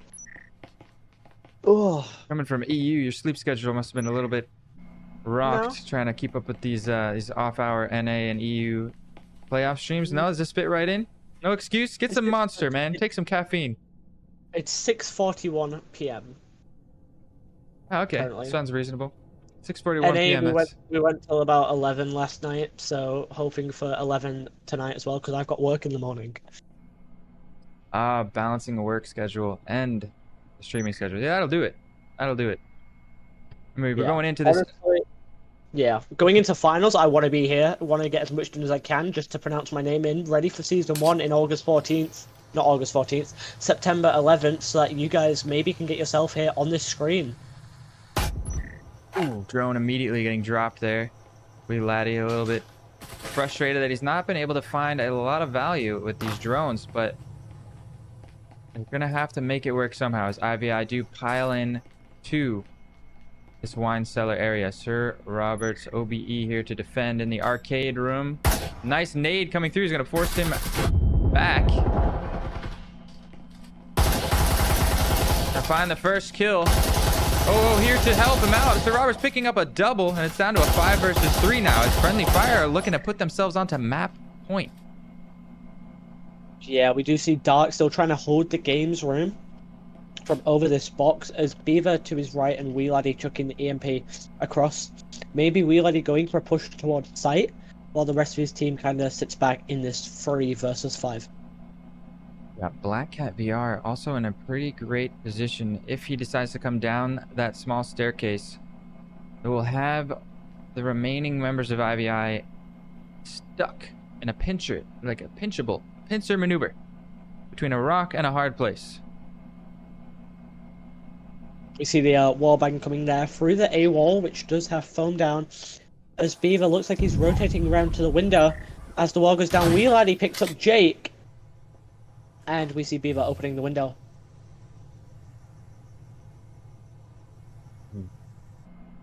We do see GDS trying to hold this from the far side. Beaver's rotating round to B, where no one is currently waiting. Maybe just going for another distraction explosion. Wee Laddie giving a little thumbs up to his teammate Dark there. Not sure what they were talking about on the radio. Sir Roberts and Owo still defending the arcade here. I've got GDS Hero in the boiler rotating between both A and B, while Black Cat VR is still coming down this. He's choosing now to come down this staircase. This could be crucial positioning here, as he does pick up the first kill onto Beaver. Yeah, that spot is beautiful. Holding it from the stairs, peeking over, getting that plant just stopped. As Wee Laddie picks up GDS and Dark picks up Sir Roberts. Oh, it evens it up to a 2 versus 2. Yeah, O to O. It's rushing. Wee Laddie gets that kill. 2 versus 1. And he pops his stim. Black Cat. Gotta be a bit more careful here now.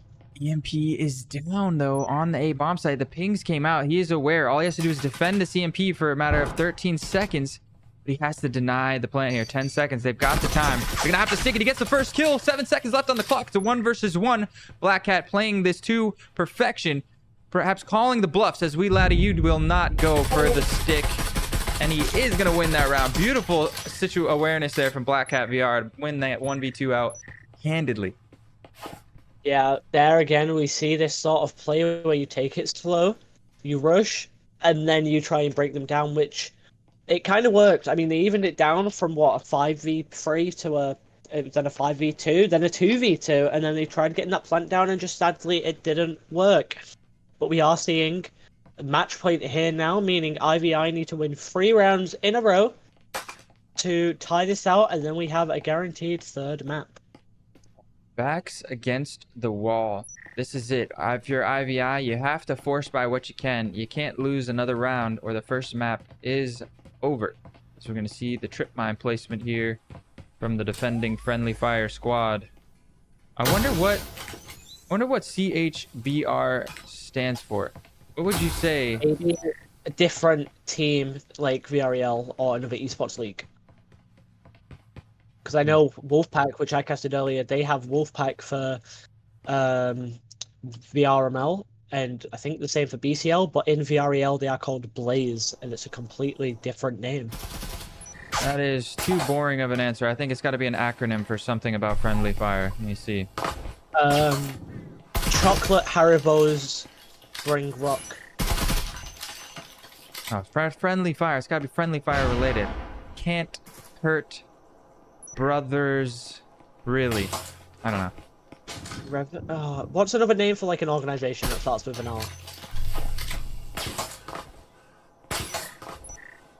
I don't know, but here we are. We do see them pushing into garage as Caramel sits in the corner and Wheelie is on the front door. Dark hopping in next to the front door. The main roamer still being Black Cat, who's over in the lobby. And we're just dashing across towards that laundry side. RCP in hand for GDS Hero, just spamming some shots through the wall, not finding any damage. IBI do have the man advantage so far, getting that first pick onto Sir Roberts. It is 5v4, but 4 men strong on friendly fire on the defense with these static field emitter placements and nades going out. What a beautiful nade. Beaver just stuck on that nade. Yeah. All the spam coming out through the wall. It's now evened up 4v4, just like that.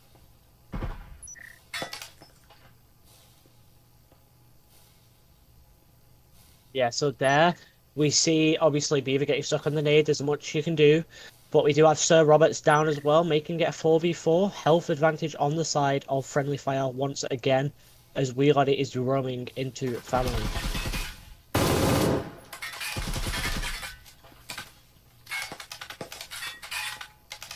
Just spam through the wall. Karamu just jiggle peeking around this corner. 2 members of IVI still working this garage. Where are Dark and Wee Laddie though? Wheelie is coming in from A, which is empty, and Dark is upstairs. Black Cat doesn't know he's there. Wheelie picks up GDS and gets hit by Black on his side, as Black Cat now goes down the stairs a few steps. A bit of a change of pace, with 2 members just spamming through the wall on garage. Give Wee Laddie and Dark the chance to swoop around the back.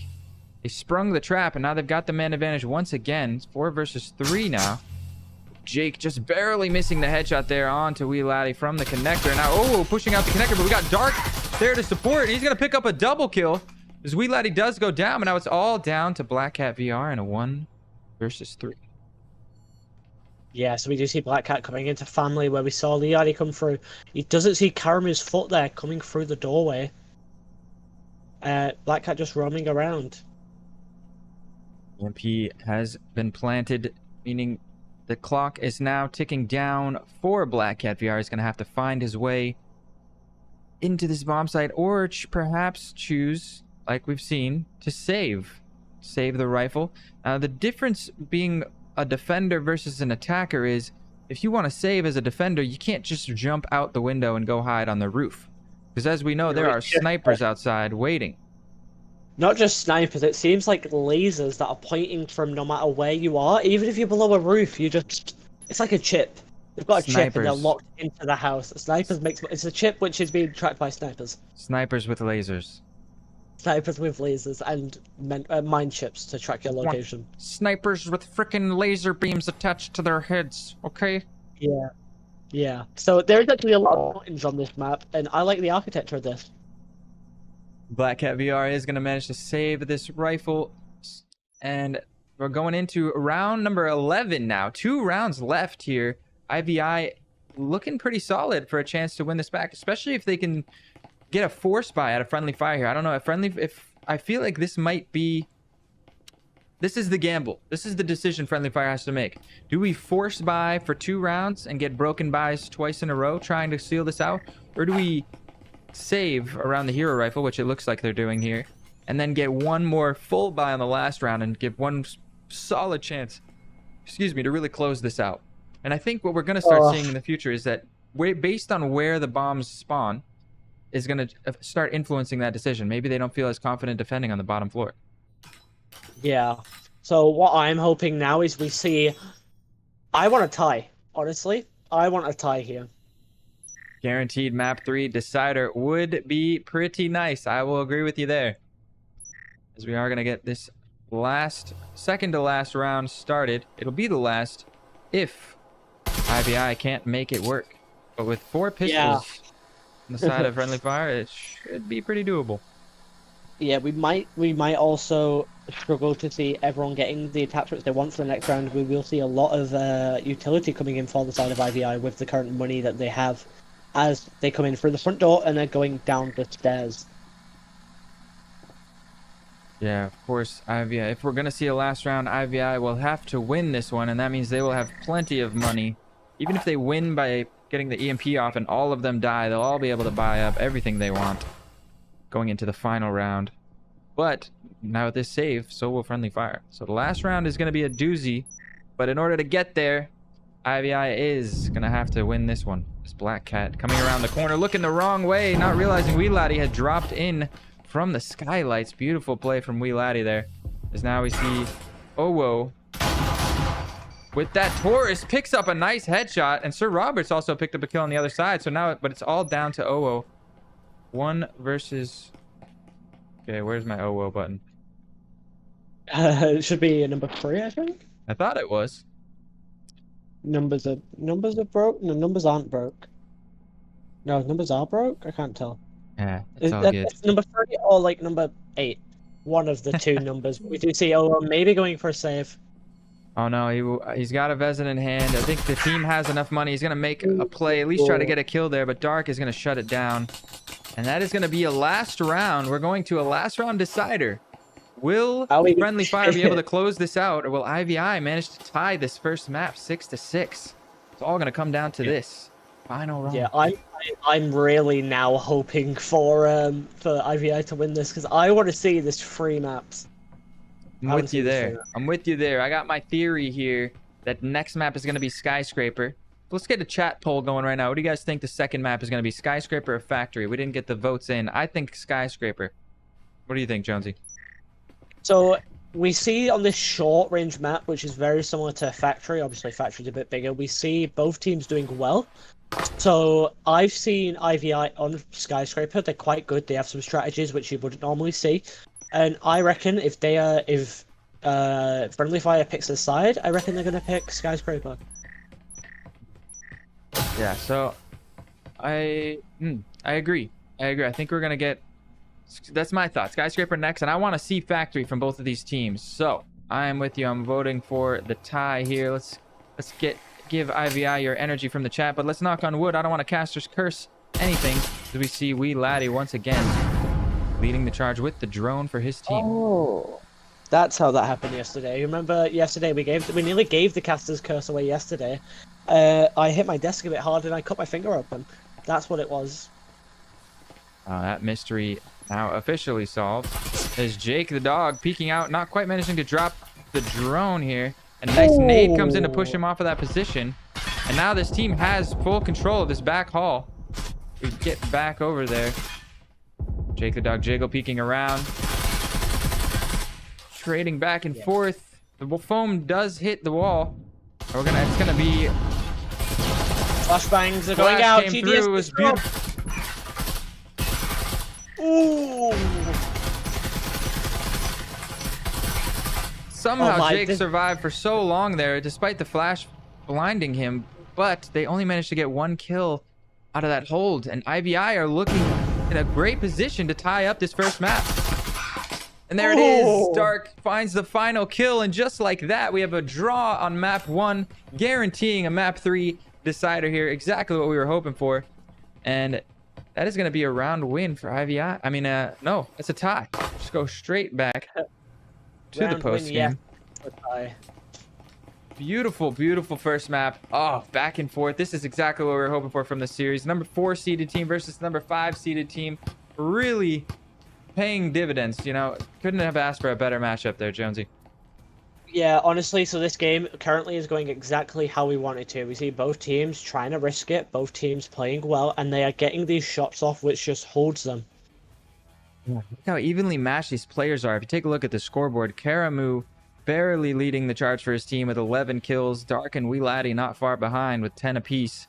Meanwhile, Owo It's 11 kills as well on the friendly fire side, and pretty even performances across the board, if I do say so myself. Perfect tie, 6-6. Allow me to use my magic spectator superpowers to try and get us some early information on what that second map is going to be. Looks like they may still be deciding. Yeah, looks like we are just deciding on this map. But obviously, you know, this game is currently so far, you can see the play styles of the players, you can see how it's going. And it's going beautiful, and it's something that we want to carry on seeing for these, hopefully. Well, it is going to be 2 more maps, and it's going to be beautiful. Are you editing? Are you okay there? Yeah, I'm just, it's rolling the dice until we find out what it is. It's cycling back and forth between skyscraper and factory. Cool. It's got to be one or the other. I think they're going to go for a hideout. I think they're going to go for hideout. Again? You think they'll play hideout twice in a row? You can't. Sadly. You gotta play each map once. IVI's just warming up. True, they're probably going to come better on. Coming to look at the chat. It stands for Cheeky Breachy. Cheeky Breaky. It's a BCL name, like I said. Further Fire is the name of the Pavlov team in the VRML profile. Good comeback from IVI. Honestly, love a third map coming to you guys. People are saying Factory. Someone saying Sky. IVI sucks on Factory. It's honestly, we're not going to see it until we get in. It is just what we're waiting for. We may also see a timeout coming through, but we have no idea because we are getting no intel in our channels. Yeah, a bit of a delay they're dealing with. I see Anomalous saying FF need this W. Unfortunately, as we now know, FF did not manage to seal the W out. We got the draw for map 1. That they are not out of the series. We still haven't seen a vote in the server. Perhaps the players may be taking a little bit of a time out here. Reassess, recharge their mental batteries, as they say. And the actual batteries. Little segue into batteries. Yeah, so these games are obviously going to be really long for all these teams. The battery is something that you need. You need to have your battery because these games are long. But obviously, if you play and then you have your timeouts, you can get your battery back. And it's something that we were obviously worried about when doing the tournaments. You think about it in every game, the games are going to be long. Yeah, there's no doubt there. Especially for those Quest users, you gotta charge your batteries up before a long set like this. Gotta be able to go all 3 maps. Get your extended battery pack, swap out your controller batteries, do what you gotta do. Battery packs, I have mine are magnets. Magnetic battery packs, very nice. And it's not going back on my thing. And pick that up. Yeah, magnetic battery packs. Honestly, any kind of battery packs do. But honestly, like, audio is your main thing that you need to work on as well. If you have good audio in a game, then you can hear up, below, to your sides. And honestly, the HyperX headphones. Shout outs to HyperX. Yeah. Absolutely. Like Nightfire said, crystal clear audio quality. You can hear anything and everything you want to hear. And in this game, audio is everything. Absolutely. And we were talking just now about charging your batteries. Those HyperX wireless headphones, I forget the exact model. They last forever. I think you have to charge them like once a month or something ridiculous like that. Depending on how heavy you use them, they last so long on a full charge. So you won't have to worry about charging those up during the middle of a match, as long as you come into them charged. I think we do finally have the map vote in 12 seconds until we find out what map 2 is going to be. 8, 7, 6, 5, 4, 3, 2, 1, and we see Factory. Oh wow, Factory. Welcome to the people guessing Factory in the chat. Shout outs. You've won your prize of a free subscription. Go ahead and hit that subscribe button. Don't forget to hit the bell notification. Make sure you get notified for every time that we do go live. We got plenty of casts coming up. Preseason championships coming to their end this next weekend. We're going to have the semifinals and the finals respectively for all 3 regions, EU, NA, and the APAC region. So stay tuned for that. Not to mention season 1 just around the corner. I've also heard some rumors about a prize pool being announced. Jonesy, how hyped are you for season 1? Honestly, I doubt I'm going to reach it with looking at these teams, but just taking a part is the main thing I want to see, because I like being in these games, casting or playing, just to make people happy. It makes me happy, seeing these people happy, enjoying these games, and bringing this game coverage is something that is part of that process. Yeah, no, you can reach it. Season 1 is for all players of all skill levels. If you're just tuning in and you're wondering how you can get involved here in the Breachers action, head over to vrmasterleague.com. It's a great opportunity. Players of all skill levels. That's a beautiful thing about this league. If you are not on par with these championship teams we're seeing here in the postseason, you will get matched up against teams of a similar skill level. So you can have those competitive matches. As we get into the first round here of our second map, which is Factory, Wee Laddie once again leading the charge with the drone for his team. And he's going to clear out and see that there is nobody holding this blue hall area. Yeah, we do see GDS Hero and Black Cat sat in lockers as that drone now goes down, hatch open. We do see Beaver working his way up orange stairs. Wee Laddie from the rooftops just busting a couple of windows, trying to keep the defenders guessing as to which direction the attack will be coming from. We on the spectator side can see that it looks like they do want to take control of this blue hall area. 2 members on the roof, 2 members just outside of this vending machine room. We hear the foam going. They're going to blow the hatch. Somehow the hatch blows silently. We're right Which next hatch? to it. Rooftop The roof hatch. hatch is already open. It's been open since the very start. But we do have the grenade coming out there on A site from O by the looks. Well, that does explain it. Here the foam comes in onto this A wall, and it's going to be Owo here to defend. We take a look. 3 members now for Friendly Fire, ready to defend this A bomb site. The walls do get opened up. Grenades going out. 2 grenades landing at the feet of the doorsteps as Dark now peeks into the Cyclone, not getting any hits across. Oh, Beaver. Wee Laddie peeking over that headshot. The trades come in. It's a 3v3 now as it goes back and forth. 2 kills apiece, but Beaver picks up Black Cat on the flank. Nice awareness and coordination from this IVI squad. But Sir Roberts ties it back up to a 2v2. But this is a powerful bomb plant. We've seen this before. If we take a look, Caramel is on this rooftop and he is able to defend the defuse from the hatch. So very, very powerful stuff from him. But even to get to the point, we're going to have to get through Wee Laddie first. Yeah, so this plant spot is one of the best on this box. You can watch it from hatch. A better spot which we've seen as well. You can plant it just in the gap beside the boxes, and it's very far back. You've got to lean, and it's much harder to get. And it looks like we do have the bomb going off, and we see IVI maybe winning this, and maybe Sir Robert just trying to get this last kill just for the point. Not going to be able to get that defuse in time, and he does get the kill though. Beautiful shot from Sir Roberts there. A little tap on the bomb to force the peek at a Caramel. We caught that on the replay there. Nice little tap, turn around, double headshot with the Cyclone, no less. Beautiful, beautiful stuff. But the round, of course, going the way of IVI. So getting the first one on the board. Getting a little bit of momentum started here on the second map. Heard someone say in the chat that IVI just was warming up. They seem to be warm now, Jonesy. Yeah, they seem to be much warmer. Obviously, Factory being a much, compared to Hideout, this is a much more defender-sided map. But to see the attackers gaining the site, it's a beautiful thing to see. It's obviously a slow process, but when it happens in excess. Yeah.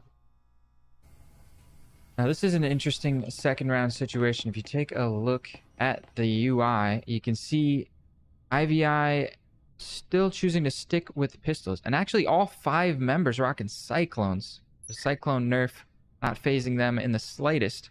But what interests me is that on the CHBR side, they've still got 2 healing syringes. It's like, oh, whoa, sticking with that Jesper. They managed to afford 2 healing syringes, and they still got enough money to be able to fully invest into the Vezins next round. So even though IVI won the first round, we don't see a huge gun advantage or anything like that coming into the second round. So Friendly Fire still got a good chance to tie things up 1-1 here. Yeah, so we do see the team members kind of just spreading themselves out for this middle floor site.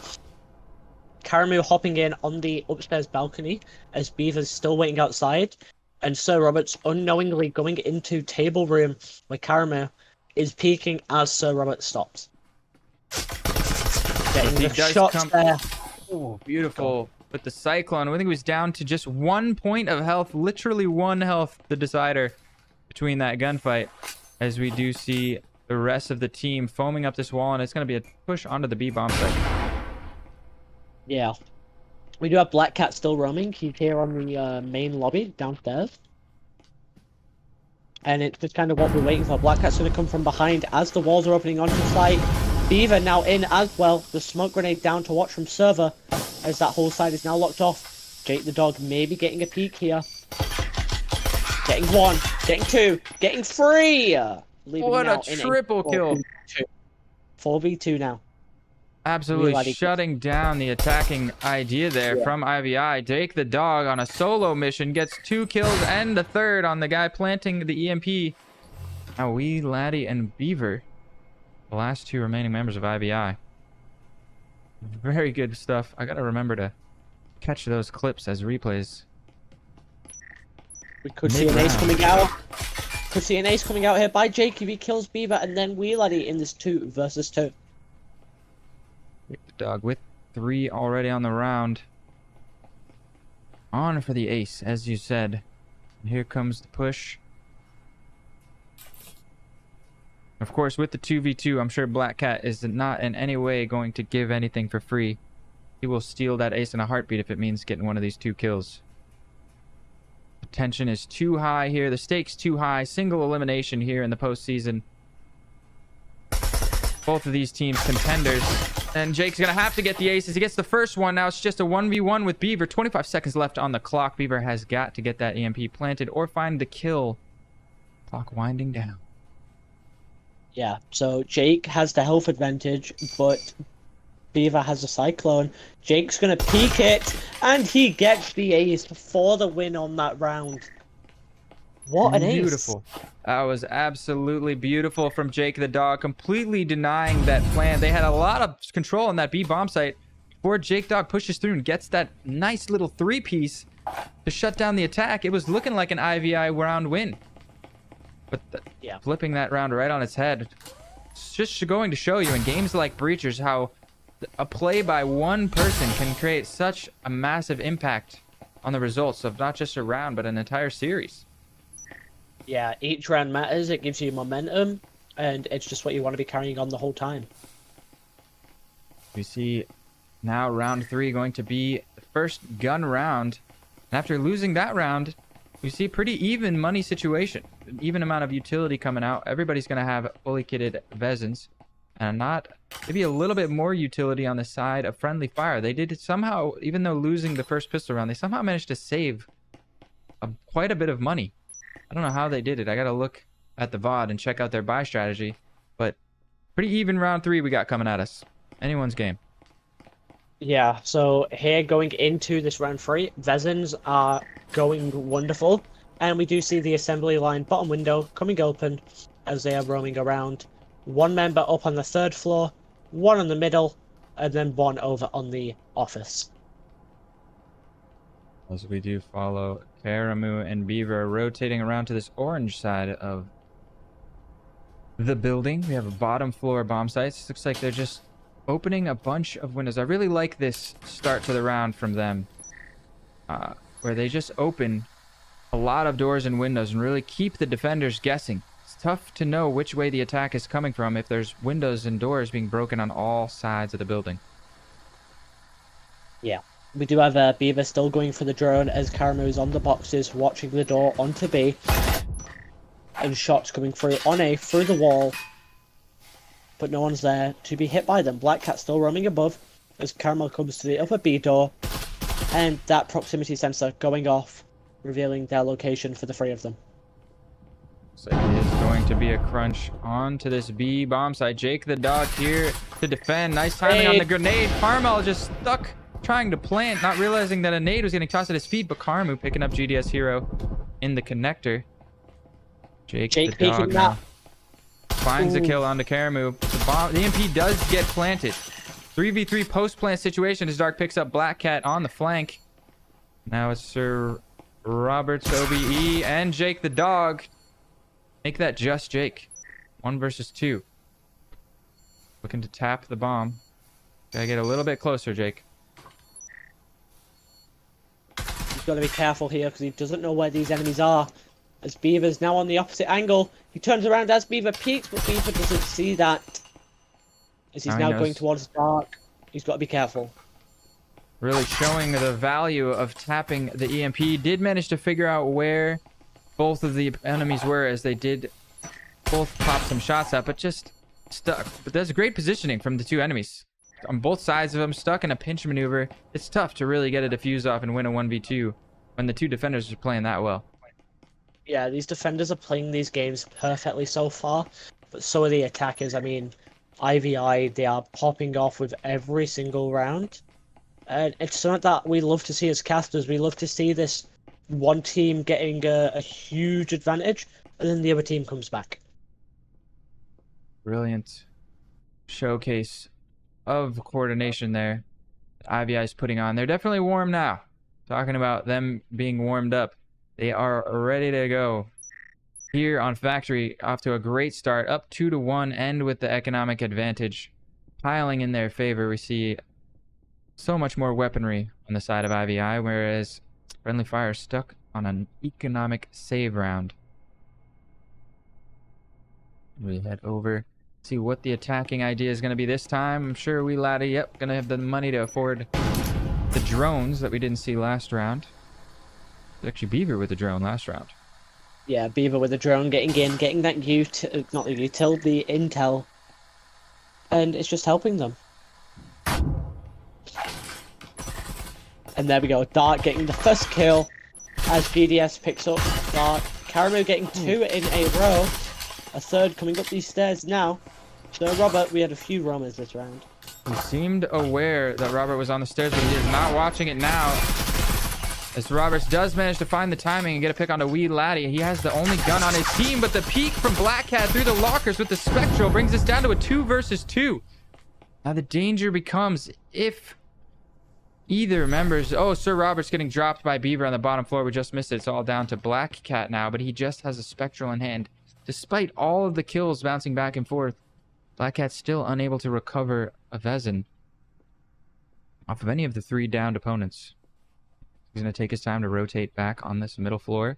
Hopefully pick up a rifle for free. Yeah, we do have the hatch open. But EMP is going down on B.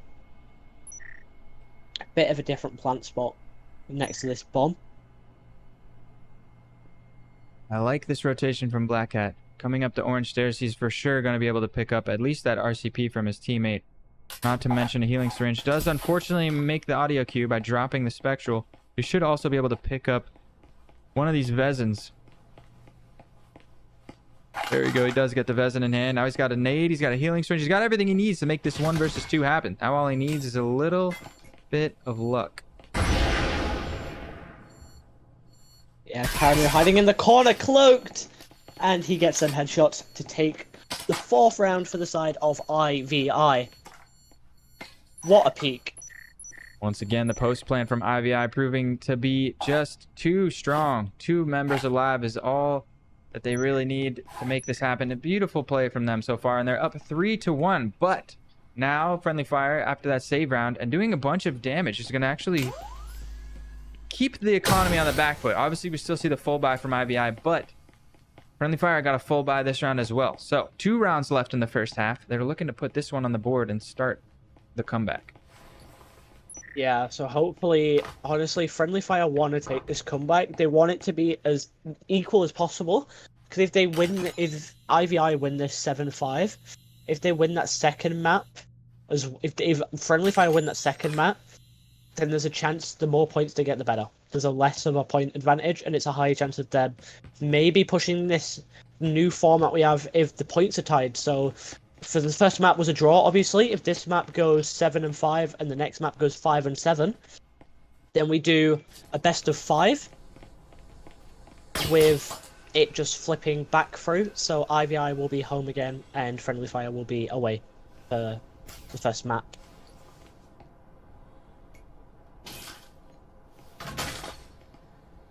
See, that's Caramel has worked his way in, and Karamu both taking control of this top floor. We've got the drone once again from Wee Laddie. Go on board with the drone through the lockers. Not seeing much of anything on this top floor here. Yeah, we are just seeing them kind of go in, maybe going for a hatch play. So if you open that hatch and you hold it from below, it's one of the best. That grenade goes straight to server, not going far enough to hit Jake. And now they know where they are. GDS sat back. O behind the bomb. Gotta be quite careful not to get peeked from the side. As Karamir knows there might be a roamer, as Black Cat is running through one of the other sites. Looks like they are all piling in through this orange staircase towards the A bomb site where the inevitable attack will take place. On board with the defenders. It's O and GDS. They don't realize that Beaver sneaking around the backside is going to pick up a nice double piece to open the roundup. And just like that, it is go time. They have full control of this A bomb site. And Jake, the dog, not even going to try to hold from the defender. He's going to go with a counter flank of his own. Beaver seems to be ready for this, though. Yeah, we also see Karamu waiting outside of lockers where Black Cat is there. And Karamu not managing to get a kill. Black Cat above, going down orange by the looks. And Black Cat in a 1 versus 5 gets the first kill. It's going to have to be the 1v5 ace clutch situation if he decides to go for this. I think there's plenty of merit into trying to bring this gun into the next round. It's tough. It's tough no matter what you decide to do. I'm sure at this point, well, he really wishes that he could pick up 2 of those rifles, as he got another Vezin sitting right in front of him. But of course he cannot. Looks like he is going to save. Understandable. 1v5, 1v4 now, after getting the first kill, is a tough ask for anybody. He's not in it for the glory. He's in for the team win. And IBI off to a really strong start here, up 4-1 on Factory. Very dominant performance. I'm tired, man. Yeah, we do see it so far. We see both teams playing really well, both teams trying to hold their own, and it is working out. And I'm just now remembering that there's a dead fly in my monitor. Oh, we would have never known if you didn't tell us. We could have kept that a total secret. It's getting in the way. Need a dead fly remover? Yeah. Gotta keep those monitors clean, man. I always keep my handy Uber monitor cleaning solution and a microfiber cloth at hand for just these situations. I just let it go and get used to it. It's part of being a gamer. Just live with the dead fly in the monitor. Right? Hey, you gotta do what you gotta do. It works. Dead fly or no dead fly, you're gonna hit those headshots. It's the gamer way of life. You're gonna see 3 RCPs coming out to back up the Black Cat Vezin for this final round here on Factory, the first half of Factory, I should say, as we are on aboard with the attackers. Over on this orange side, we got bottom floor bombs once again. And now, looks like Wee Laddie trying to get someone to break this window for him so he can drone through it. But his team a little over-focused. He does go throw that drone.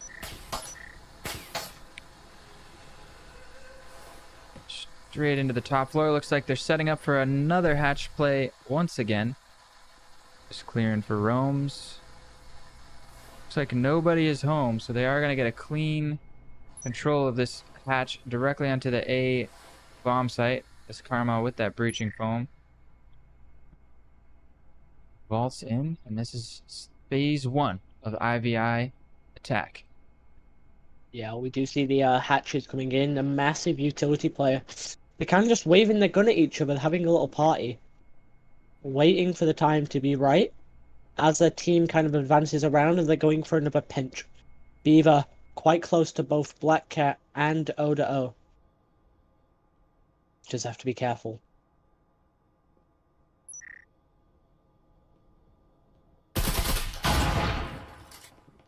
Shots fired by Beaver. A little Jiggle peek. Wall gets one, and O gets that headshot with the Taurus.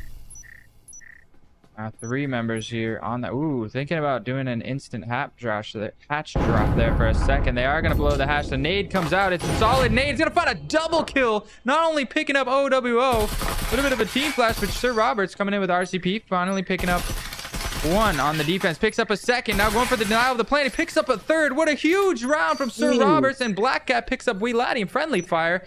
Take the second round of the first half and put it on the board and close out with a dub. That was looking like a real rough spot after that nade, but they make it work.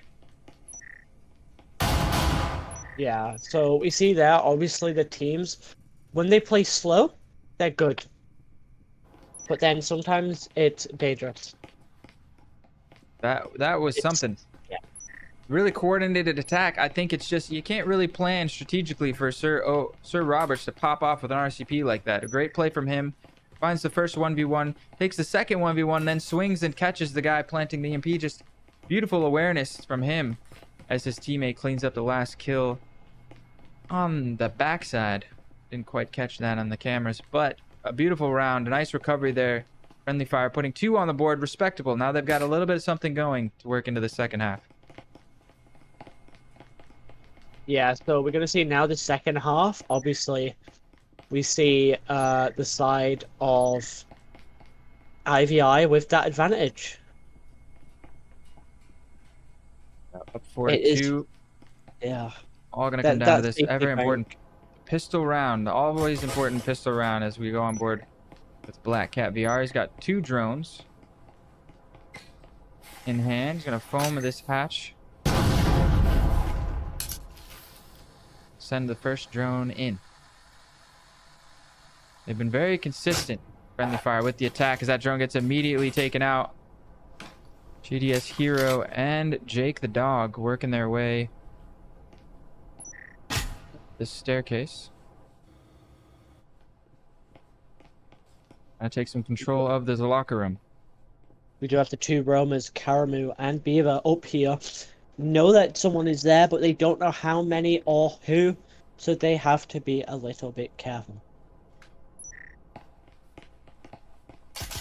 Alright, as the call comes in, they're gonna try to push in, but Karamu and Beaver alike picking up a 3K, holding this locker room up. They do eventually drop Karamu and take control of lockers, but the damage has been done here. 3 kills already for the side of IVI. Now it's just Sir Roberts and Black Cat here to try and make something happen. This pistol, this ever important pistol round. The double roam paying off very strong. Yeah, it's honestly, this double roam is something you don't see often, but it works. Because we saw there Karamu got a penetration headshot through his teammate, through the enemy. And he got two headshots in 1 bullet, just saving the ammo and dealing more damage as this hatch is open next to Black Cat. Beaver working his way up to where Sir Roberts is in the corner. Beaver sees him and doesn't manage to get the kill. Beaver's gonna back out of that fight. Sir Roberts still now having to worry about Beaver on the flank. Meanwhile, Black Cat using that second drone as it just runs out to clear his way all the way over to the lobby. Holding above the hatch, he has the EMP. If they can get some control here of the A bomb site, they can get a plant. But with 4 members left alive on IVI, this is going to be a tough ask. As I just barely missed it, Beaver does reaggress in that locker room and picks up Sir Robert, now leaving Black Cat in a 1 versus 4. Yeah, he's got to be extremely careful now, because he knows that if they win this round, then there's a 3-point advantage for them. And I'm fairly certain they know where he is, as he drops. And instantly, everyone just goes, and they go. The round goes there to the side of IVI. Yeah, not much you can do in a 1 versus 4 with nothing but a Jesper in your hand. Beautiful hole is 3 members ready for that hatch drop. Yeah, That's RCP is an underrated gun. What is your opinion on the RCP kills that we are seeing this game? Yeah, the RCP definitely has some value. It's got so many rounds in it, especially for close quarters. You don't have to worry about reloading. We saw Sir Roberts with the triple kill there. Just didn't even have to reload 1 time. Mow down 3 people, no problem. It wasn't like he pinned perfect headshots every time, you know? Like, of course, with the Vezin, you can mow down an entire team with just 5 bullets, but it's useful. It's got its uses, and it's a lot cheaper than a Vezin. So in a situation like that, where it's the last round and it's all you can afford, you take what you can get. But Yeah, you IVI here, up to 5 rounds already, and looking good to go onto map point here. But they're not going to once again invest. We see both of these teams preferring to stick to 5 pistols. Do you think that is an EU tendency? I think it is much more EU, because casting that NA last night, we did see them go for a few different things, and it wasn't this that you're seeing now. Yeah, I think most of the teams in NA opting to buy at least a couple SMGs at the least, if not a couple of Vezins, if not at least one hero Vezin rifle. As we do see another blue hall play. Oh, Reaver finds the headshot, but Robert responding with a headshot of his own, and the Taurus will win that headshot battle all day long. Control of the blue vending machine room now works its way over to friendly fire territory. They're gonna foam up this wall. It's Wee Laddie and Caramel here to defend. Wee Laddie getting aggressive with a nade, and it's gonna have some serious value. And the nade from Dark. Where did that nade even come from? I think I think he threw it from the back and it landed on the stairs, because there's a guy down on the stairs, a guy down on the vending machine. Oh, he's in the back hall. You're right. That was amazing value from that double grenade. Look, Sir Roberts still down to 4 points of health from getting that headshot earlier. 3 versus 4 now, and IVI quickly recover from what was a rough start to this round. Yeah. It's honestly, so IVI at the start there, it was rough. We either got headshot with that Taurus, and it kind of ruined it, but look at them now. They're coming back, and they're getting these kills to try and take the match. An important round for both teams. Friendly Fire trying to stop IVI from working their way onto map point. We did see the draw on map 1. And if they lose this round, the best they'll be able to do here is draw again on map 2. Then we'll really be down to a map 3 decider. How crazy would that be if we see a draw, and we have to go to a best of 5? It would be a very... It'd be the first team to win then, wouldn't it? The first team to win that map 4. But if it goes 6-6, 6-6, 6-6, 6-6, 6-6, we don't have a plan for that. It just keeps going. It would go from best of 3 to best of 5, then to best of 7, then to best of 9. And you have to win by 2 situation. You have to go up by 2 maps. And yeah, there is a plan. It could take a while. It'd be the exact opposite of what we saw in the last series. Being that 4v5 being over quick in 14 rounds.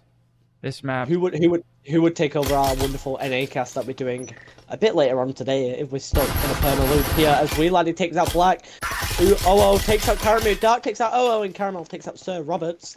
Maybe not a 6-6 this map.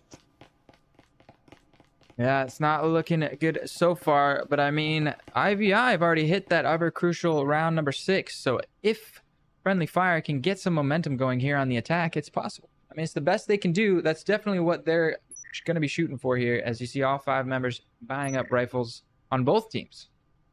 Yeah, we're going to see the Vezins come in, because they know now this is the round that matters. If they lose now, then there's a very, very slim chance of them winning that final map, which is when it then just comes down to who gets points. If it ends 6-2 for that final map, for Friendly Fire winning, or 7-2, if IVI win this one, then we will see the best of 5 format come through.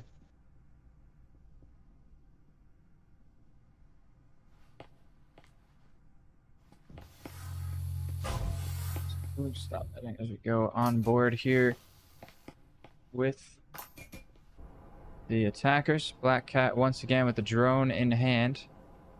And they're taking their time here. All 5 members stacked out of the orange side of this map. Middle floor bombs this time. As the drone works its way into the lobby.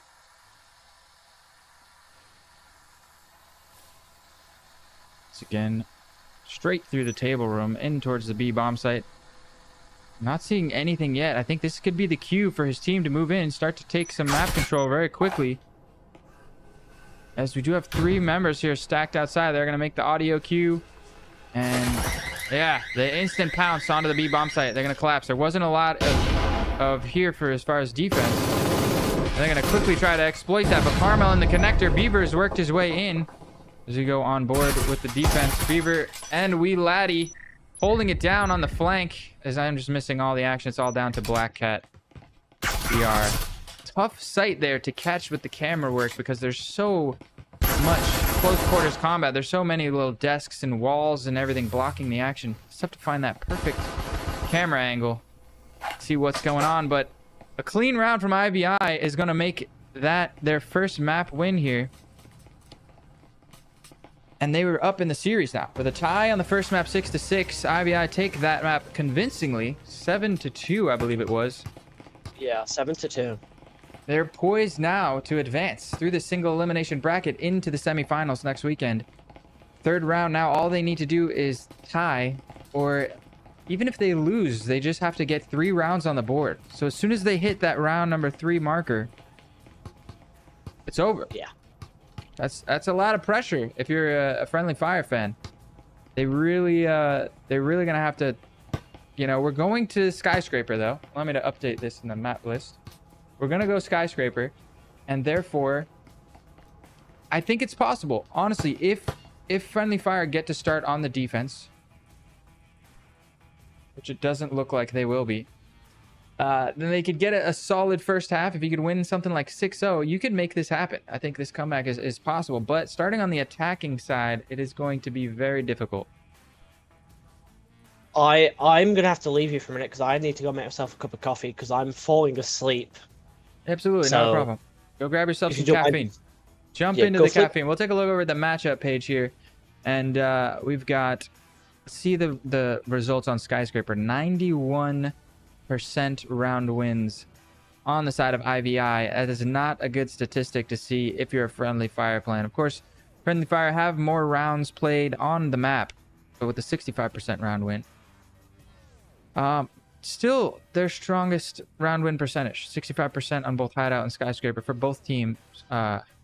It's their number top first and second map. Let's see what we can.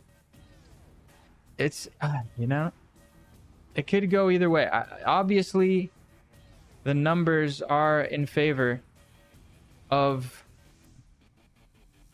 not Friendly Fire. IVI here, right? They've got the stats in their favor. They only need to win 3 rounds going into this. It's backs against the wall. Do or die time. If you're a Friendly Fire fan, you got to send them your help. Send them your strength. Give them your power. Because they need it right now.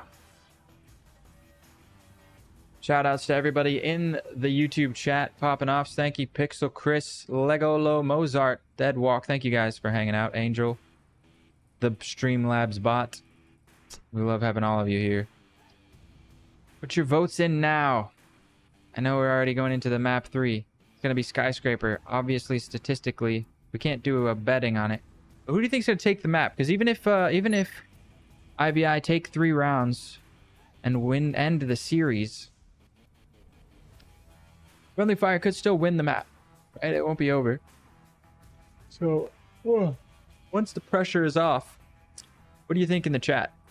Let me see 1s in the chat if you think IVI are going to take this, and put a 2 in the chat if you think Friendly Fire are going to close the 3rd map out of Skyscraper.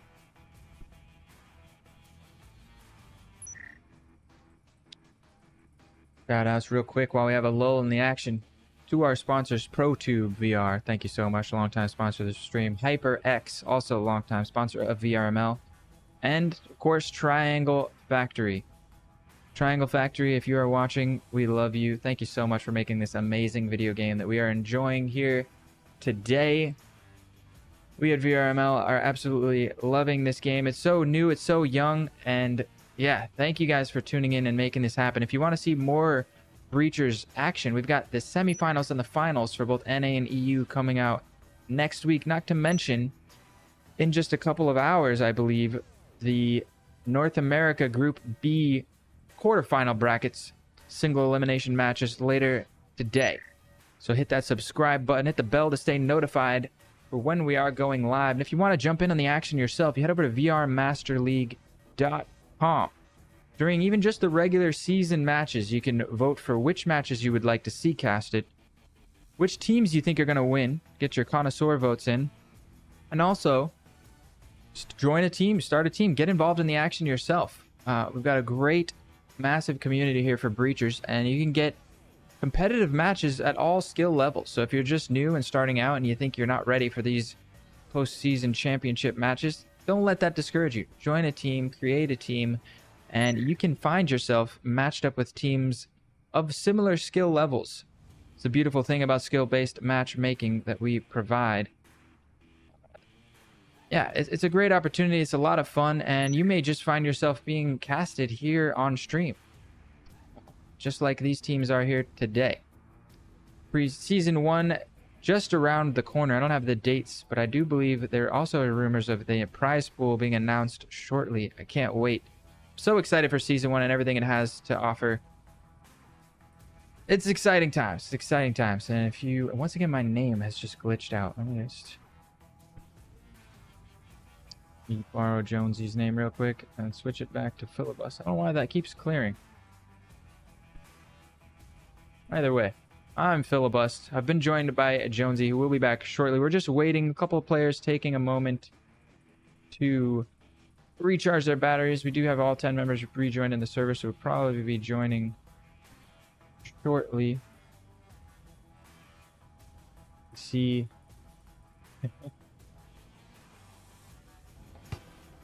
Somebody's just hovering over that start button. A little bit of a tease. How you guys liking the action so far? We do have a bit of a delay, so it'll be time before I can see what the votes are here for the third map. See Chris saying, I believe in FF need them to win that. We are hopping into Skyscraper now as the third map. That's right. He comes back just in time. Beautiful timing there. I've got my coffee. You can add me camera back to OBS as soon as I flip it. I got you. But it's facing the wrong way, and I hate that. Already in there. There we are. It is going to be IVI starting on the defense. That was, I believe, the last saving grace for Friendly Fire. It's going to be really tough, but who knows? Maybe Friendly Fire are going to show us something we have never seen before. Bring some attacking ideas here on Skyscraper, and they can get off to a clean first half. They can win at least 5 out of those first 6 rounds. This is all still possible. Yeah, it's very much possible. I was listening in, obviously, wireless headsets like the HyperX. Sadly, I don't have one of them, so the audio wasn't the best. But it's a matter of, it's luck now for Friendly Fire to be able to get that push. And if they get that push, we may be looking at a 4th and 5th map. That would be crazy. A first for us here in the VRML Breachers postseason, going from best of 3 to best of 5, and continuing on, possibly to best of 7. I don't know what we would do there because we were supposed to be casting NA Group B bracket matches in a couple of hours. Imagine this match was still going. Yeah, that wouldn't be fun. Martini would have to probably solo cast for most of that, which would not be the most fun. Solo casting that, but maybe someone would hop in and help him, such as our good friend Nightfire. That's right. Karamu and Wee Laddie. Where was they? I'm upstairs. Oh, Karamu looking the wrong way, but that trip mine coming in with the trade onto Jake Dog, and we're down to a 3v3. This round has started off quickly. Oh, and a nice peek from the upstairs from Beaver is going to drop Sir Roberts, and that's going to bring IVI up in the man advantage, 3-2. Black Cat's still on the top floor here, as Oda O comes up to join him. Please don't say we're already having a save. In a 2 versus 3 on a pistol round, this would be shocking to me. With minute 40 still left on the clock, this round is definitely still doable. Yeah, minute 40 in a 2v3, especially when the enemy is got 6 HP, that is highly manageable. But there is a stiff side of IBI. They're taking their time. I wonder if IBI will manage to get that stim over to Dark. I think he did just throw it over to him, if you look at the UI. So Dark does manage to heal back up. no stim on the side of Friendly Fire. So this first round not looking so good to start things off. Go on board with the second drone of the match. Black Cat VR going to lead the way down for his teammate. Yeah, so we do see this drone coming in by Black Cat. As you see, EU people, we have patterns. And Black Cat's pattern is drones. Very consistent he's been. 2 drones every round, even on pistol rounds. I've been very impressed by the consistency there. Yeah. Oh, nice push in by OO. Does manage to find the first kill on a dark, but oh, the nade. We just didn't see it. But the grenade there going to clean up the first round for IVI. They have been on a tear. Ever since they made that comeback start on Hideout, it has been a very impressive performance from IVI team. They were literally warming up, and now they have warmed up, and now look at them. I'm going to warm up with some coffee. A great idea. Between these 2 matches, I'm going to have to grab some coffee myself. Maybe something to eat as well. Luckily, if IVI manage to close this out and we don't go to a best of 5, there should be a little bit of a break. For those of you looking to tune in to the North America bracket matches later, if I'll have some time to caffeine myself up a little bit. It's a mocha, so it's a chocolate coffee. And Very nice. Making me jealous here. Stop bragging, all right? I don't have any coffee accessible to me. Gonna make the viewers craving some caffeine here. We'll work our way into the second round. Another conservative buy from IVI. All pistols once again. Opting to invest into some door blockers and some static field emitters. Now, go on board once again. Black Cat is going to be droning for his team. Surprise, surprise. Another paced start.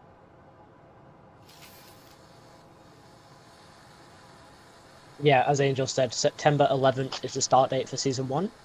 You can register your teams and get your members on from August 14th, which is just not the Monday tomorrow, not tomorrow, but the Monday after. The Season 1 registration's opening up already. Yeah. We're gonna have, I believe it's a 3 months, right? Something like that. 14-week season. We've got a break for Thanksgiving, and then we've got a break for Christmas. Mainly coming back for the finals over in January. Now the second drone also not finding a lot of information. He's obviously spotted this door blocker and the static field emitter, but not spotting it. Sir Roberts finally picks up a pick on a caramel with a great peek through the door. Dark comes through and gets 1, but quickly traded out by OO. We're into a 3v4 now. Yeah, IVI losing that player advantage, but then they gain it back as Beaver gets 2, meaning now they have the player advantage with the last 2 people in radio. One of them low health, one of them full health. What will we see come through? A beautiful backstab there from Beaver. You see the ping comes out, so they're aware that the EMP is down. Now Jake, the dog, and that door blocker is still up. That's crazy. When Dark pushed through and got that first kill, actually stopped them from breaking that door blocker. I didn't notice. But Jake the dog and Sir Roberts looking to recover this EMP. They're going to have to deal with Beaver, who has backed off and played with his teammates. He just gave it up. Gave the EMP back up and said, that's fine. I'm going to play with my team. We got the numbers. Let's play the numbers. Nice headshot there from Sir Roberts as Jake the dog pushes in to finish up that frag. But we got peeking around the corner is Wee Laddie, but he drops as well. And this 2v3 turned into a 2v1 just like that. Yeah, we do see Beaver here, full health. He has a massive health advantage here. He does have to be careful. He hears the plant. Hopefully, they're trying to find a good spot. Probably going to be on the bomb or the boxes at the back. And here it is, Beaver. Going to crouch around, gets noticed. Just barely getting a haircut there with that headshot. Jago peeking through the corner, trying to bait out some more shots. Faking the footsteps on the rotation. I'm not sure if that is going to sell that fake or not. It looks like both of these players now did back up into that radio where they can safely defend that bomb from behind radio screens, but a nice peek picks up the first one into Jake Dog, and now it's all down to Sir Roberts OBE. Yeah, he gets the kill as well. What a beautiful play by Sir Roberts. Beaver there was ready with the fake tap, holding the push, seemed to be aware of the positioning, just not able to find the shot. And that is going to be Friendly Fire putting their first round on the board, and just like that, they're still alive. All they need to do is win the next 4 rounds. Yeah, we do see a huge flip there. That's going to come in advantage for them now. I'm going to move my chair back over so I can sit more central camera. I apologize for the green screen shirt again. I have to put my jacket off because it's getting really warm in this room. I'm sweating watching these players play, and I'm not even in VR. Yeah, this has been an intense matchup. I mean, with these single elimination brackets, all of these matches are intense. I wonder if Friendly Fire are aware that IVI only needs 3 rounds to take this series. That's a lot of pressure on anyone's shoulders. Never mind in a single elimination bracket. It is... it's do or die. Yeah, so I honestly, I want to see Friendly Fire win this map, but I want to see IVI have 2 points at the end. That's what I want to see. Oh, it's 7-2. You want to go to that best of 5, huh? I want it to get close to, but maybe it doesn't. Maybe it does. Well, if IVI win 2 rounds and Friendly Fire win, that's going to be going straight to a best of 5 from there. Oh, it's what are we seeing so far, in your opinion, in this whole series, this Group B match 1, match 2, even? Yeah, it's been very back and forth. I really think that Friendly Fire got off to a great start. IVI with a beautiful comeback on the first map, and they've been on a tear ever since. Really dominant performance as Beaver there picks up a nice double kill. Is quickly going to rotate back around. Damage being done. No need to stick around for the roam here. Yeah, I think IVI are pretty much on a tear, and Friendly Fire are really struggling to find an answer to really slow down the momentum here. As Jake the Dog does pick up Caramel. They are getting these kills though now, which is giving them this little bit of a push to maybe come back. Yeah, that's a good opening into this round as it finds some damage onto Dark as well. But IVI with a nice defending position.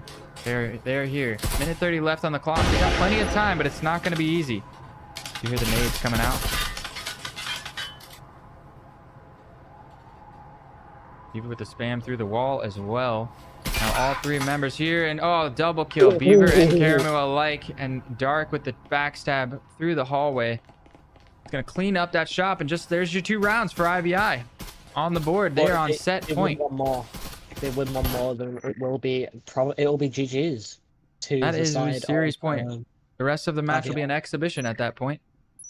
It'll pretty much just be practicing for their next match. That's right. And every round does count here in VRML as far as ELO. I'm not sure if we're still earning and losing ELO for the playoffs. No, you're not for these. This is entirely just based on your map score. And we also, to add a nail into the coffin, Friendly Fire are not going to be able to fully invest into this round. We're going to see them saving. I'm not sure if they're aware that it's series point for IVI, because you see 1 RCP in the hands of Sir Roberts. Everybody else is still using pistols. Yeah, maybe Sir Roberts has had it clicked in his head that if they don't win this, then they're going home.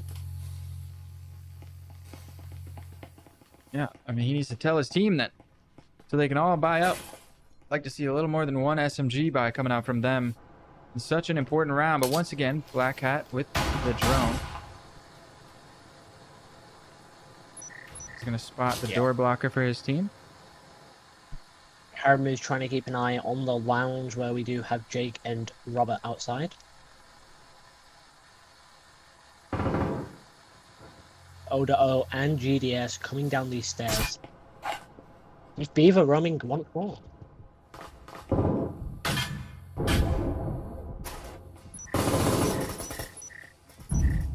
Oh, nice shot by OO to trade Beaver out there, but the damage may be done here as Jake the dog does manage to survive and win that fight, but now it's all down to Black Cat VR in a 1 versus 3, Spectral in hand. This could be the final round for Friendly Fire to have a chance to stay alive here in this single elimination bracket. IVI are on series point, 3 members strong, 2 Vezins and an RCP. It's not looking good, Jonesy. No, it's a 1v3. There's nothing you can do with this pistol. It looks like maybe IVI will take it all in just 1k.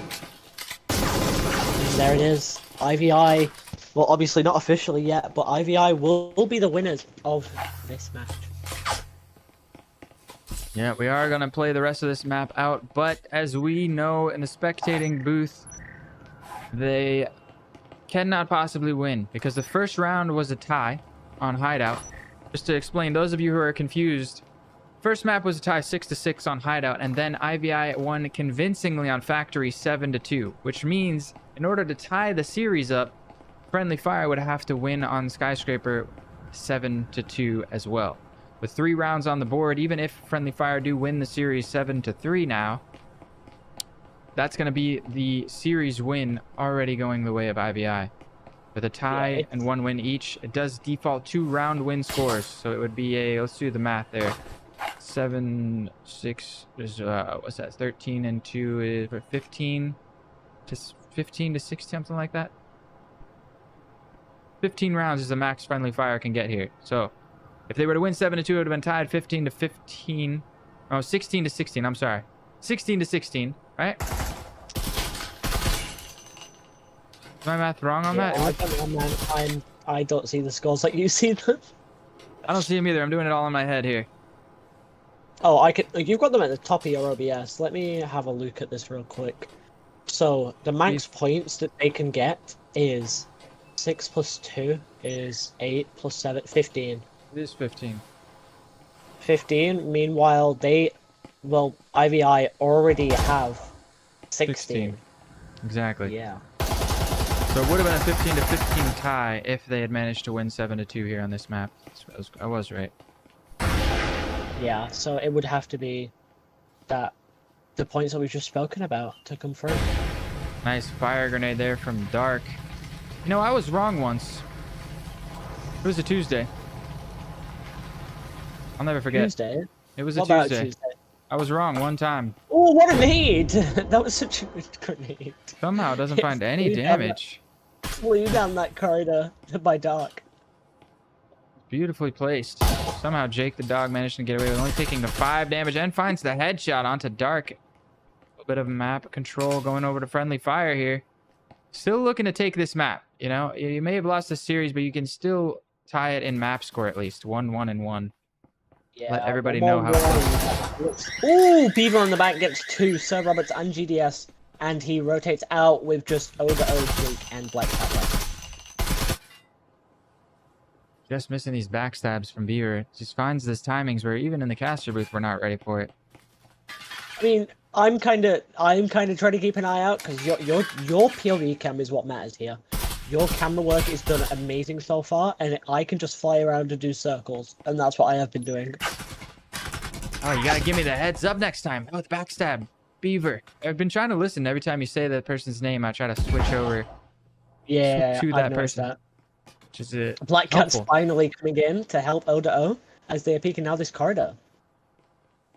Yeah. Oh, In this, yeah, this is a bit rough. This 2v4, and the advantage is heavily Beaver. I'm sorry, Beaver and Wee Laddie there getting the final 2 kills of the round. Fortunate there. Flashbang from OO didn't quite make it around the corner. So even if he didn't die just there, he was about to be fully flashed. It's about to be toast. Honestly, this game is wonderful. Yeah, I do want to say, like, personally, thank you. A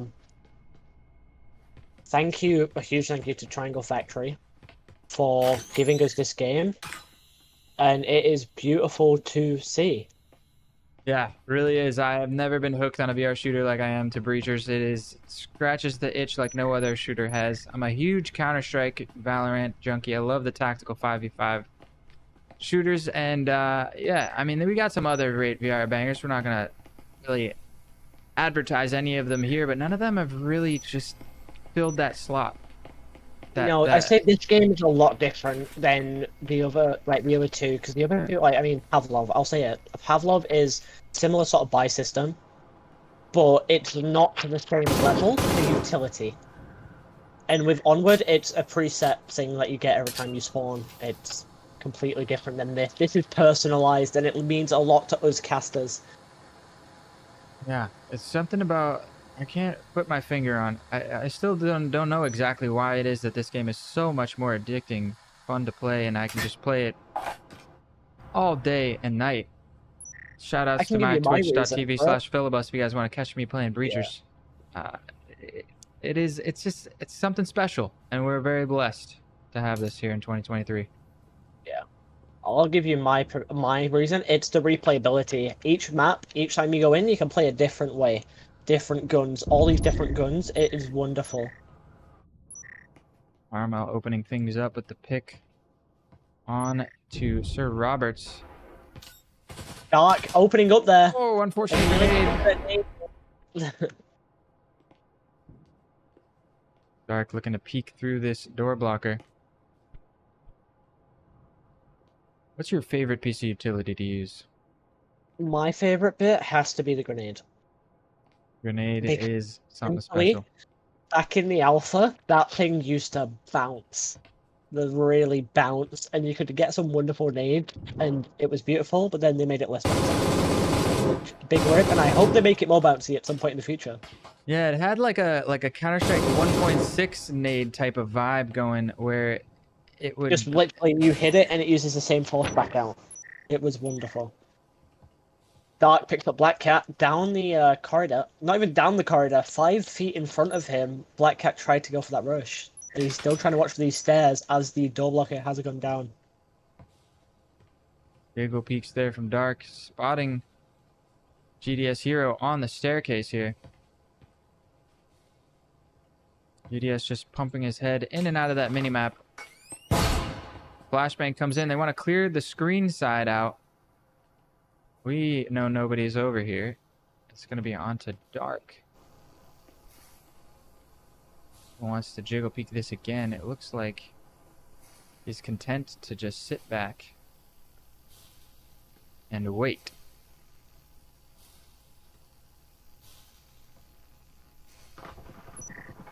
Yeah, so we are just seeing Dark peeking there. Gets 1, gets 2, and takes the round.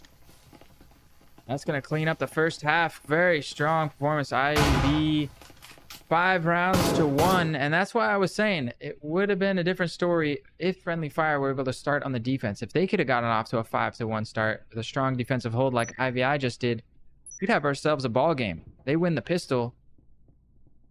You know what I mean? That's totally doable. But it didn't end up that way.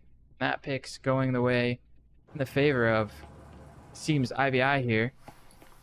And so shout outs to the strategic captains, whoever it was, coin flips, home team, away team, the seeding. They did well enough in this preseason in order to get the advantage for the map picks, and they've exploited it to the maximum here, and they did manage to clean up the series very nicely. But it's a great back and forth series. I'm really glad we tuned into this one, Jonesy.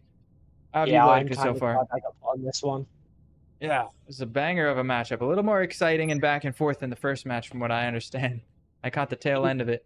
We've got a very big figure in chat currently. The whole Breachers VRML YouTube channel is in chat. The actual channel themselves. Let's go with the hype. Bring in the hype. In chat. Obviously, sadly, we do see the fact that Friendly Fire can't win. But like BMO said, the captain of Friendly Fire, it's part of the experience. Who doesn't love an underdog? Like, they came from so low and they played so well. Yeah, despite being eliminated here today, I think they got to be proud with their preseason performance. I think we're not, any of these teams we're seeing here in the champions, in the postseason,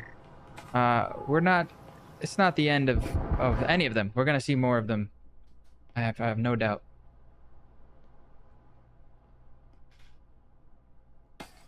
Yeah, I can't wait for the finals next week. I can't wait to see these teams that have fought to get there fight to get there. They fought to get there. I'm hoping they fight to get that first. And obviously, sadly, being no prize pool, but you do get the best thing ever. You get bragging rights.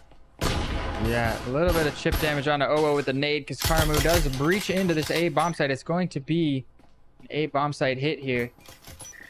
As Beaver from the window outside finds a nice shot onto Sir Roberts. Black Cat VR picking up Carmel though. And the trades go back and forth. Whoa, that was on the roam on the upstairs. Main fight here on the A bomb site as we got Owo and GDS Hero to defend. Find a perfect spot for the camera. Can see just about all the action. It's Karamu jiggling down the staircase. Beaver deciding to rotate around and pick up the EMP from the scaffolding, perhaps planning to get a cheeky little plant from outside the window. I've seen some teams in NA. Have you seen that in EU? The teams like to lean in and plant without even vaulting in. Yeah, usually play outside the windows a lot. Oh my god, Beaver just popping in, and then we have Oda O very low health being watched from this cross angle. Beaver is holding this from the window. He peeks, gets one, and he gets two. Was that an ace or was that four? What a beautiful 4K from Beaver there. I do believe it was a 4K. Getting the plant, vaulting in, getting a kill, planting the EMP, then popping another two after getting another pick earlier in the round. Yes, because the other kill, I believe, happened upstairs. Or Beaver was not, but a beautiful round from him nonetheless. Look at this score blind. 15 and 3 with 5 assists. Absolute dominant performance here from Beaver on Skyscraper.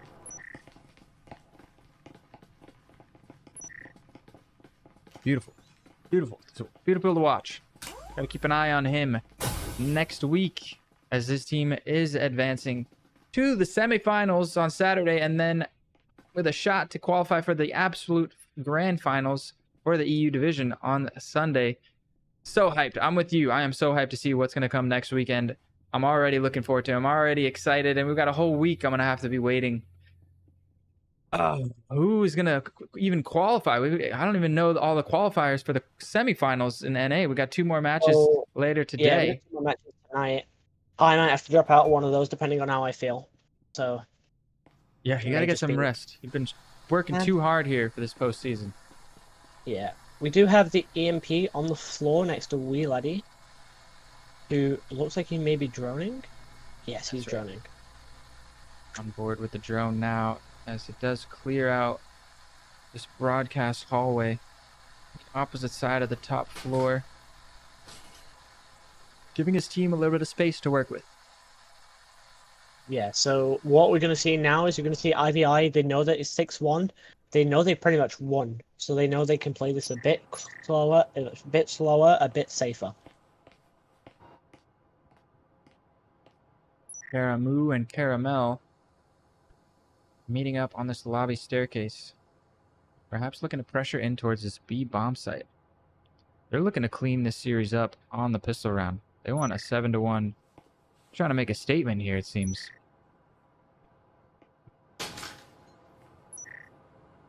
Yeah, so people in chat saying IVI already won them rounds. Yes, they have. It needed to be a 7-2 victory by Friendly Fire. By reveal, preseason just takes what's to come. Reveal is just now when the official season starts soon. That's when it's going to matter. Exactly, breaches VRML. That is what's going to happen. We're going to wait for the actual season to come around. And then you're going to see a bunch of different strats. We're going to see, hopefully, a prize pool come through. And it will just change the way these players act in each round they play. As the wall goes down onto Studio. Aramu popping some shots in. On board with these defenders here. Wall has been blown already.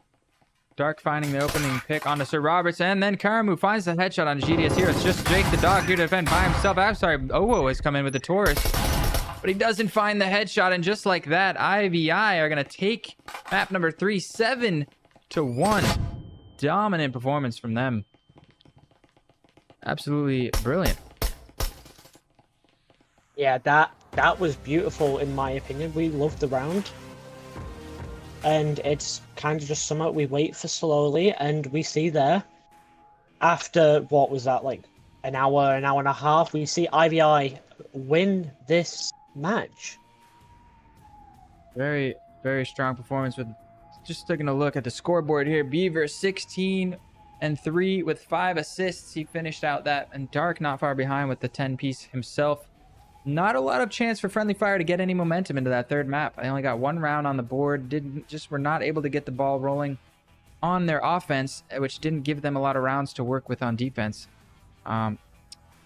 Shut it down in 2 rounds in the second half. So just unfortunate for them, not able to get the ball rolling, but a great series nonetheless. Went out from both teams. Just very solid performances on both sides.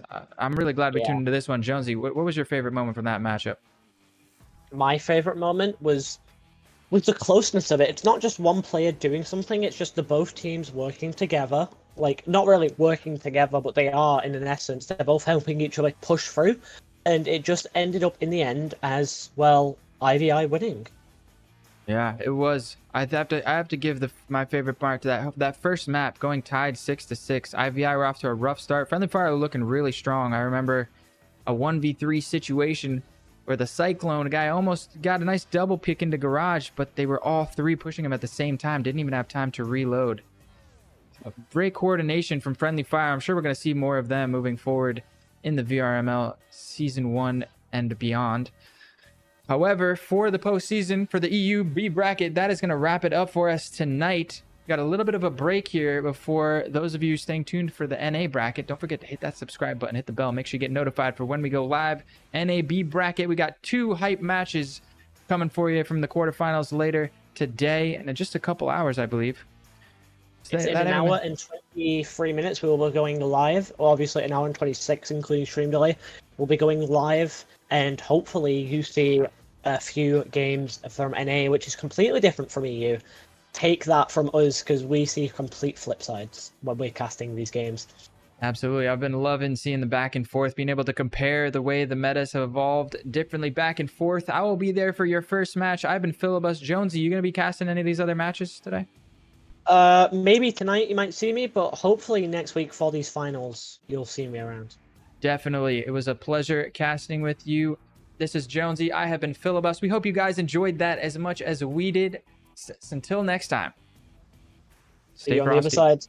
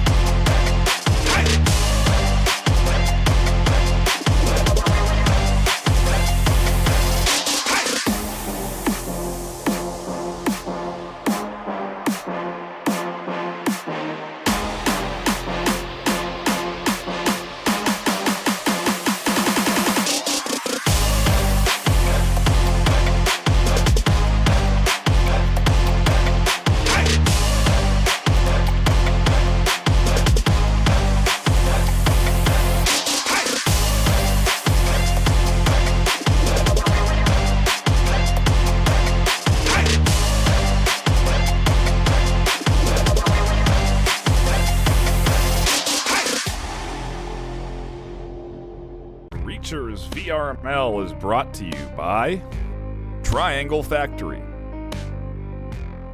HyperX, ProTube VR. Thanks for watching VRML.